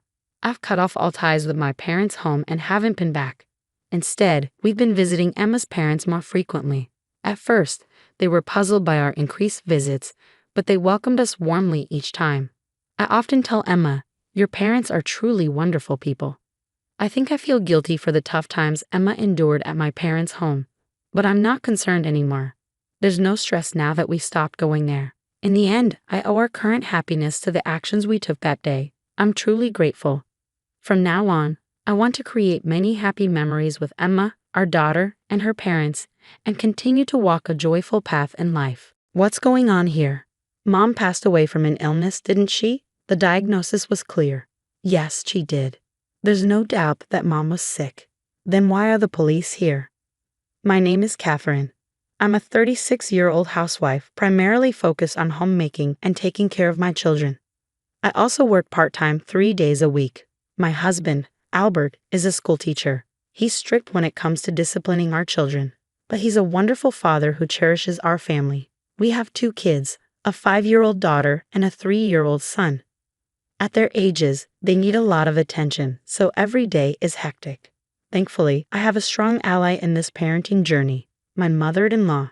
She lives nearby and is always there for us, actively helping with the kids, which is a huge relief. Since my own parents live far away, I rely heavily on her. She's always welcomed me with a warm smile, and I adore her for that. However, our harmonious relationship changed when my father-in-law retired at 65. He had always been dedicated to his work, but now that he was home all the time, he seemed lost without his job. To be honest, I didn't know him well. Unlike my mother-in-law, he was quiet and mostly kept to himself, often absorbed in reading the newspaper. But after his retirement, I was taken aback by how controlling he became, always keeping a close eye on my mother-in-law. It might sound harsh to say he was watching her, but that's how it seemed. He would criticize the way she washed dishes or folded laundry, and I couldn't help but think, asterisk, if you have so many opinions, why don't you do it yourself, asterisk. He was constantly hovering around her, giving unsolicited advice. At first, she would argue back, but over time, she just seemed to give up and stayed silent. She even stopped her morning walks because he insisted on joining her. He watched her every move, even when she was gardening. I could see her spirit fading away.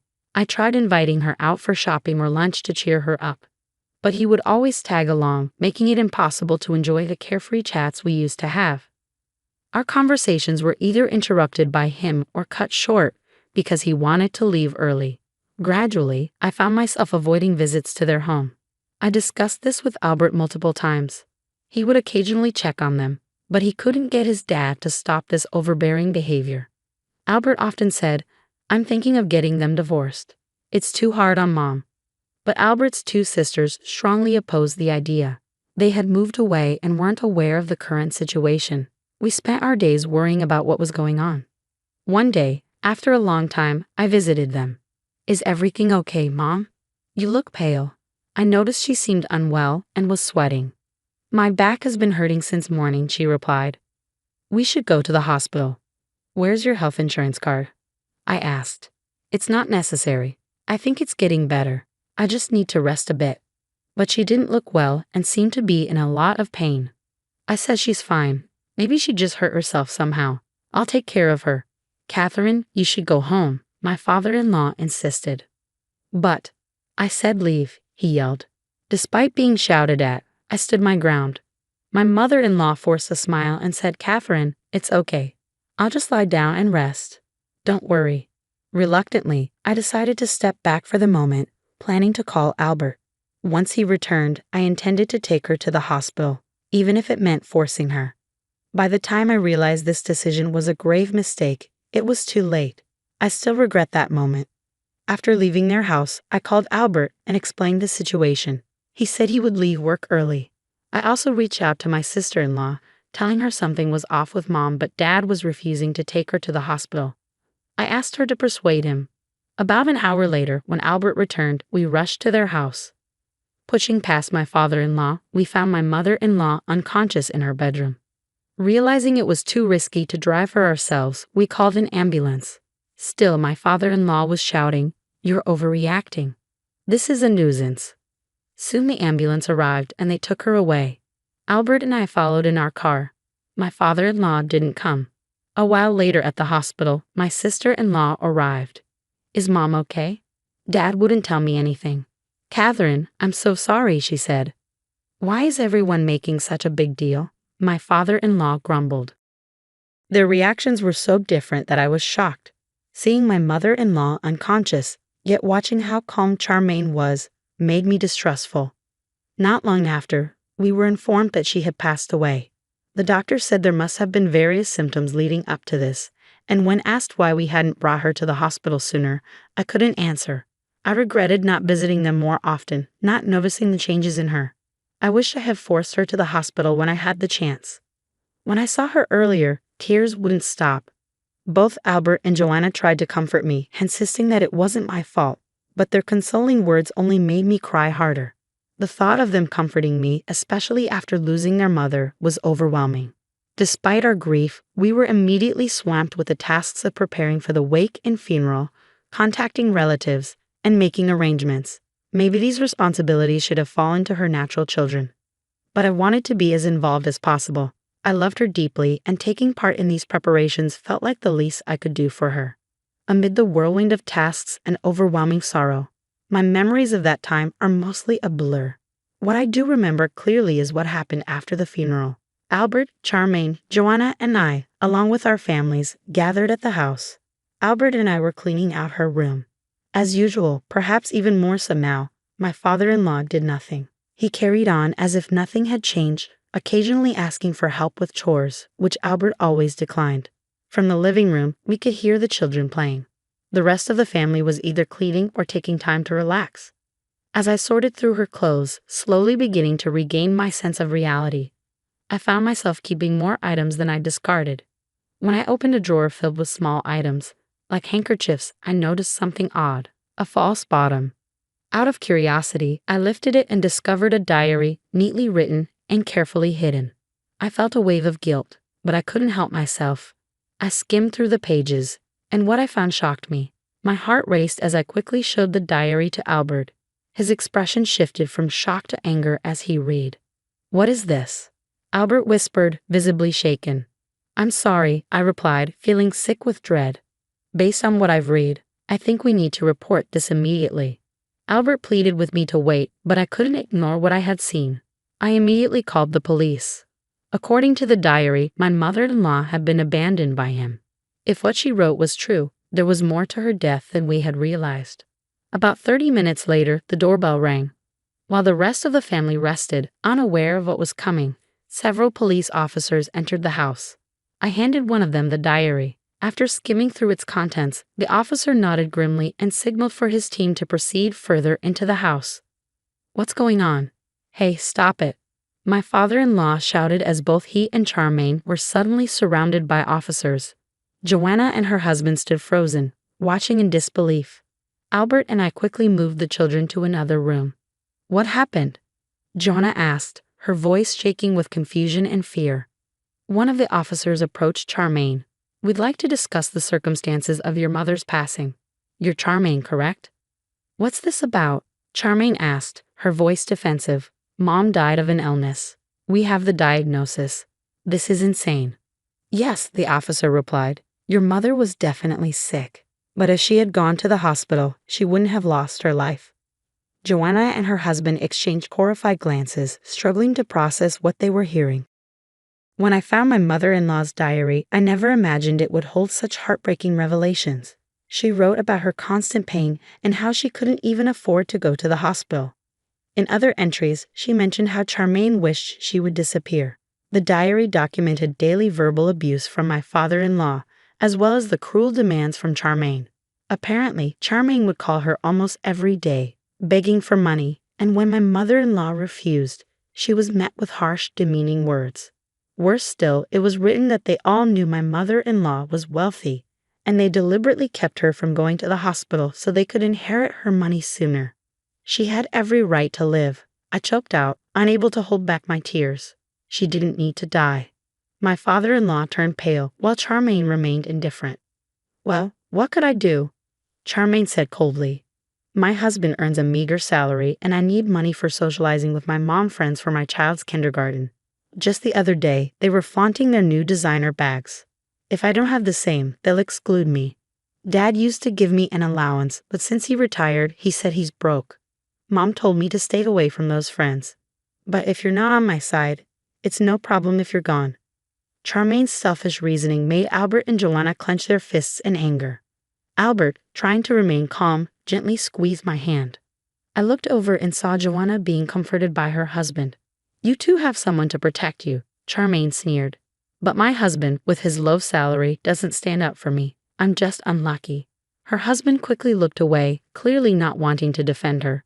Albert responded, his voice steady but stern. I also earn a low salary, and that's why Catherine works part-time to help out. She does more than her share, and I want to make her happier. What are you doing for your family? Charmaine bit her lip in frustration.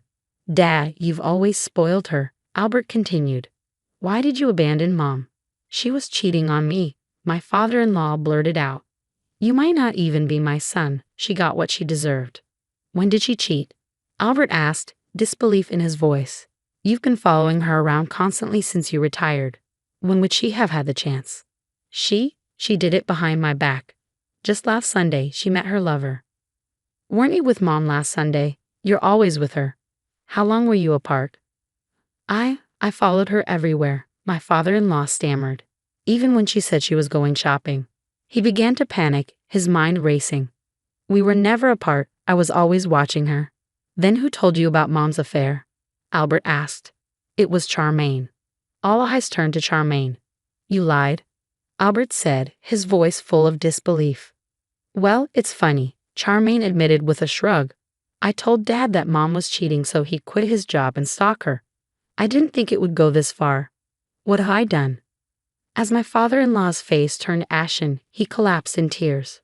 I've always doubted her. I've said terrible things. She told me she felt sick last week and wanted to go to the hospital, but I didn't give her the money. I believed Charmaine when she said Mom was faking it to meet her boyfriend. His voice trailed off, weak and broken. A police officer gently pulled him to his feet. No matter how much you regret or cry, your wife will come back. We'll continue this at the station. The police escorted both my sobbing father-in-law and the sullen Charmaine out of the house. Later, when Albert and I visited the police station for questioning, we learned the full extent of Charmaine's situation. She was in deep financial trouble, drowning in debt from trying to keep up appearances in her flashy social circle. Despite her husband's objections, she had insisted on sending their child to a prestigious kindergarten. And to fit in with the wealthy parents, she indulged in luxury lunches and designer brands. When her father could no longer support her, and her mother refused to help, Charmaine became desperate. She started feeding lies to her father, hoping to accelerate her inheritance. Her selfish actions only worsened her mother's health, and in the end she caused a tragedy. In her diary, my mother-in-law had written heartfelt messages to Charmaine. Don't be swayed by others. Understand what truly matters. I hope you realize what's essential and live a happy life. These were words she had never been able to say to her face, and yet even seeing this didn't change Charmaine's heart. She remained in police custody for some time. My father-in-law, consumed by grief, was likely to receive probation, but he would still carry the burden of a criminal record. Even though they can no longer meet, I hope he reflects on his actions. In the end, Charmaine and her husband decided to divorce, with her husband gaining custody of their child. It wasn't until her child was taken away that Charmaine finally broke down in tears, realizing the gravity of her actions only after losing what mattered most. She said to cry every day, desperate to see her child again. Albert and Joanna were devastated as their family crumbled around them. With both their father and Charmaine now bearing criminal records, the impact of the diary's revelations shattered what little remained of their once close-knit family. Was the diary written by my mother-in-law to reveal the truth one day? Or had she planned to serve divorce papers to her husband and seek compensation? We may never know her full intentions, but I feel a sense of relief now that the truth is out. I miss my mother-in-law dearly, but the time I spent with her was genuine. I will always carry that with me as I move forward. And if my son ever marries and brings home a daughter-in-law, I hope to be as kind and loving to her as my mother-in-law was to me. I'm Karen, 27 years old. My husband Stephen is the same age, and we got married last year. We both work full-time. I'm a nurse, and Stephen is in pharmaceutical sales. We first met at a happy hour event organized by a coworker. I've always enjoyed a good drink, and that evening the after-work cocktails tasted especially good. Although we had crossed paths before, that night was the first time we really talked. Our shared love for good drinks brought us together, and we hit it off instantly. Every time we met, it was easy, fun, and comfortable, so it didn't take long for us to start dating. On my birthday, Stephen confessed his feelings, and we officially became a couple. Our favorite dates involved discovering hidden gems that served great drinks. While I love wine, Stephen is into steak. Our different tastes made our dates even more enjoyable as we got to introduce each other to new things. As our relationship progressed, I started thinking about marriage, and that's when I learned more about Stephen's background. His parents divorced when he was young, and he never knew his father. Raised by a single mom, Stephen is very close to her and had never moved out of his family home. I wondered if this was a flaw or if it simply showed how much he valued family. At the time, blinded by love, I saw it as a positive trait. Stephen was kind, incredibly handsome, and seemed perfect in every way. I felt so lucky to marry such a wonderful man that it almost scared me. Little did I know, a terrifying married life awaited me. Before the wedding, I often dined with my mother-in-law. She would always tell Stephen, "Karen is like a daughter to me, don't let her get away, marry her soon." I told Stephen how happy this made me and how much I looked forward to becoming part of their family. Stephen, who is great with people, also had a stellar reputation with my parents, so everything went smoothly and we got married. Since neither of us liked being the center of attention, we didn't have a big wedding. After the wedding, Stephen moved out of his family home for the first time. However, out of concern for his mom, we chose an apartment just a 10-minute walk from our place. In hindsight, that was a mistake, but it's too late to change that now. My mother-in-law, who once treated me like a daughter, changed after the wedding. She started treating me like a mortal enemy and began visiting us daily. I gently told Stephen, "I appreciate that your mom visits every day, but it's hard for me to relax. Could you ask her to come less often on work days?" Stephen responded, "Why? We're family now. Mom gets lonely, she loves to talk and hates being alone. I wish you'd be more understanding. This is my home too, and I can't tell her something I don't believe. If you have something to say it yourself. I won't. Stephen refused to see my point of view, and I was surprised by his unexpected response. From that day on, Stephen would get moody whenever I mentioned anything about his mother, so I started holding back to avoid arguments. My mother-in-law took advantage of this. Before I knew it, Stephen had given her a spare key. One day, I came home to find her cooking in our kitchen without asking. Shocked to see her in my space, I couldn't help but ask sharply, "What are you doing here without asking?" She shot back, "What's going on with your fridge? It's practically empty. I've never seen such a lifeless fridge. Do you even cook? Don't tell me you're always buying deli items." I couldn't hold back any longer. "I shop for fresh ingredients daily. I've heard your fridge is always packed like a traffic jam. It's impressive you manage that. I just bought ingredients today. Sure, we have deli days, but I also cook to save money. And by the way, deli food these days is pretty good. Don't you ever try it?" But my mother-in-law wasn't backing down. "I'd rather not have Stephen eat food when we don't even know who made it. This is what happens when he marries an incompetent wife. I should have taught him to be more discerning about women." Sparks were flying between us. Once I started airing my grievances, I couldn't stop. "Do you see the shopping bag, mother-in-law? There's not a single deli item in it. I'm busy, so could you please not get in my way? You're not even a guest anymore since you let yourself in." Mother-in-law stormed out, her face red with anger. "I'll tell Stephen about this," she snapped. I had more to say, but she left before I could continue. I knew I was in the right, and even though it made me uncomfortable, I wasn't wrong. I shook off the bad vibes and started cooking pot roast. Then Stephen came home, his face a splitting image of his angry mom. "What did you say to Mom?" She called me crying. "How could you be so cruel when she was just trying to help because you're busy?" I was baffled. First off, breaking into someone's home isn't a surprise. If it is, then burglars should be forgiven if they call it a surprise, right? This happened because you gave her a spare key. She could have come when one of us was home.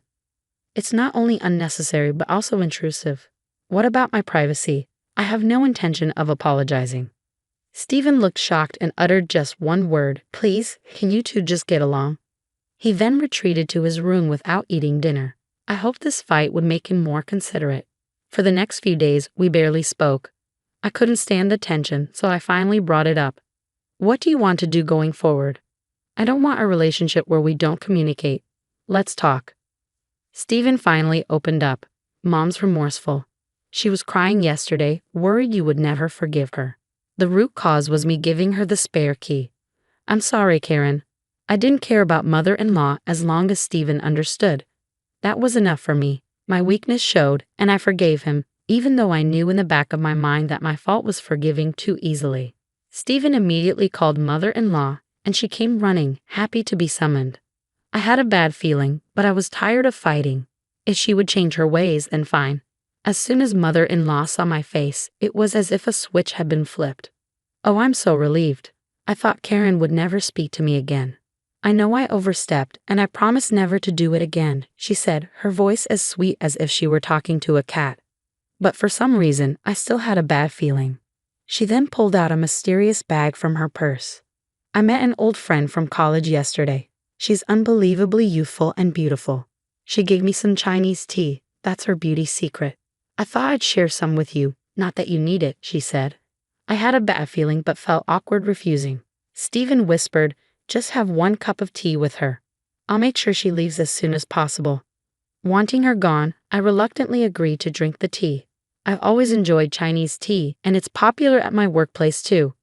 Mother-in-law quickly poured hot water into the tea pack.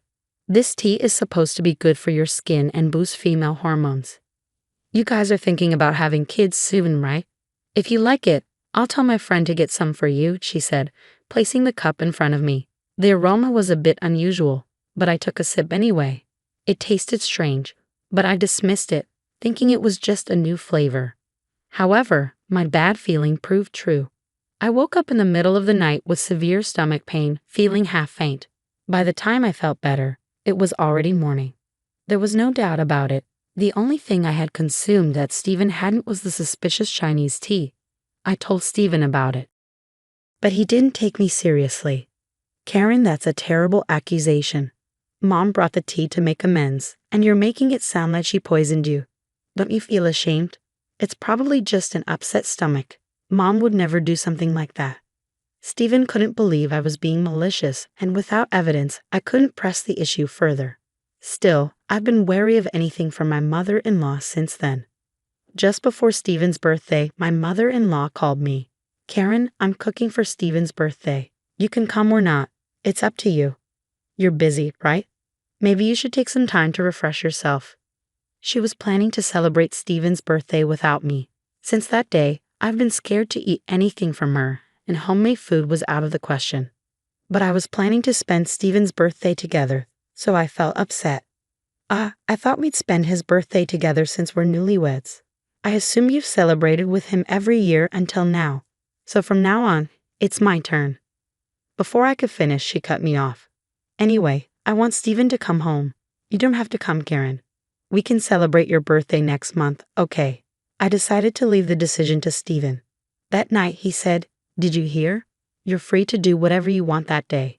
He chose his mother over me without hesitation, and I was getting fed up. On Stephen's birthday, he was in high spirits, and it made me feel sick. My feelings for him started to wane as he seemed to enjoy celebrating with just his mom, becoming more of a mama's boy. They started dining out together more frequently. I was busy with work and couldn't focus on this all the time, and a month flew by. When it was my birthday, I assumed we'd celebrate at our favorite restaurant as usual, but Stephen surprised me. "Mom wants to celebrate your birthday with us. She'd be happiest if you two got along." I was so shocked I froze. Stephen, still in high spirits, didn't notice. I said, "I wanted to celebrate just with you, Stephen.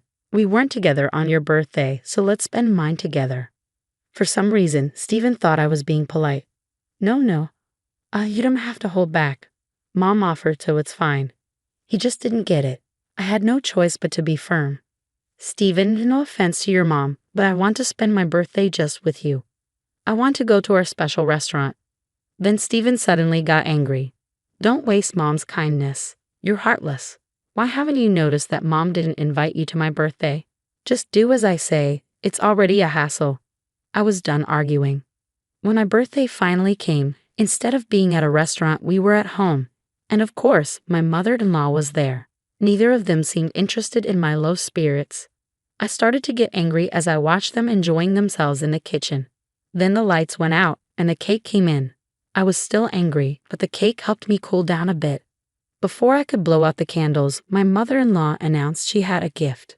"I bought a wine worth $5,000 for your birthday celebration. Let me uncork it right away." The packaging looked worn and the cork was crumbling. Is this what they call vintage? I wondered. Mother-in-law poured a generous amount of wine into my glass. Even in the dim light, I could see the wine was cloudy. Memories of the Chinese tea incident came flooding back. I took a small sip. What is this? I spat it out immediately and turned on the lights. I turned the bottle of my mother-in-law's so-called $5,000 wine upside down in the kitchen sink, and wine flowed down the drain. Stephen quickly grabbed the bottle from me. "You're terrible. Apologize to Mom." "What do you think you're doing?" His face was filled with anger as he glared at me. I poured wine into the glass Stephen was holding. "Can you drink this then?" Stephen looked puzzled but stubbornly took a sip. At that moment, my mother-in-law shouted, "Stephen, don't drink it." But it was too late. He spat it out immediately. "What the heck is this?" My mother-in-law took the wine away from Stephen, looking guilty. "Mom, where did you buy this wine? We need to file a complaint. This is fraud. It's spoiled," Stephen said, shocked. My mother-in-law looked embarrassed. "That wine was just sitting in the back of our kitchen. It's 50 years old. I heard on TV that it gains $1,000 in value every year. Vintage wines are supposed to be properly stored in wine coolers. Upon closer inspection, the cork was more damaged than I thought, and the wine was cloudy and smelled like mold." Even Stephen couldn't hide his surprise. What bothered me most was that my mother-in-law knew it was bad and still tried to serve it. I suspect she knew the wine was spoiled, but she would never admit it. I couldn't forgive my mother-in-law for this. "Can you please leave? I can't keep my composure. Just get out of my sight," I demanded. Even as I said this, my mother-in-law kept making excuses to Stephen, as if I were invisible. Despite her clear discomfort, she made a hasty exit. After she left, Stephen said something unexpected. Mom doesn't drink, so she wouldn't know. Good thing we didn't give it to anyone else. Even after all this, Stephen defended his mother, treating it like an innocent mistake. At that moment, my feelings for him cooled completely. My resolve solidified against a man who would defend his mother despite what she had done to me. I had been turning a blind eye to his excessive attachment to her, but now, I wanted a divorce. I presented Stephen with the divorce papers I had kept just in case. He was speechless. When he asked why, I said, "Ask yourself. Do you know how much I have put up with? I've reached my limit." Instead of questioning me further, he deeply apologized, saying, "I won't do it again. You're the one for me." Then, as if a floodgate had opened, he started confessing to multiple affairs. I had suspected infidelity, but I was shocked to hear about 4 different women. With that, I had no more doubts. I was determined to divorce him. There was no need for a private investigator. The evidence of his affairs was plentiful. During our discussion, he suddenly blurted out, "You'll regret divorcing a cool guy like me." Stephen's arrogance disgusted me, and I felt foolish for ever loving such a man. Multiple affairs and being a mama's boy were more than enough reasons for divorce. To avoid complications, I decided to hire a lawyer, even if it would be expensive. Stephen initially resisted the divorce but eventually gave in, perhaps realizing the extent of his mistakes. He went back to his beloved mom. Later it was revealed that his affair was with a coworker, and he was demoted as a result. Unable to be away from his mother, Stephen quit his job. He's apparently job hunting, but rumors spread fast, and he can't find a job in the same field because his workplace affair became public. Still unable to separate from his mother, he ended up working part-time. Given his arrogant and unreliable nature, it's unlikely he will keep the job for long. I need him to work steadily to pay me alimony. For now, the payments are coming in without issue, so I'll take that as a small victory. I later found out that my mother-in-law, who had acted so high and mighty, was a hoarder. Stephen's family home was literally a trash heap. No wonder they never wanted me over. Eventually, the stench became a nuisance to the neighbors, and the police had to intervene. The thought of drinking wine from that house still makes me sick. Stephen can live in his trash-filled home and work his random part-time jobs with his beloved mother for all I care. I may have returned to my old life, but I'm happier now, free from the daily torment. Stephen won't be coming to my workplace anymore, and that's a relief. In hindsight, Stephen had good looks but nothing else. The fact that he's making the alimony payments is a plus, I guess. Breaking up made me realize that love is indeed blind. I've learned my lesson. This time, I'm putting romance on hold for a while. I want to focus on my career and on myself.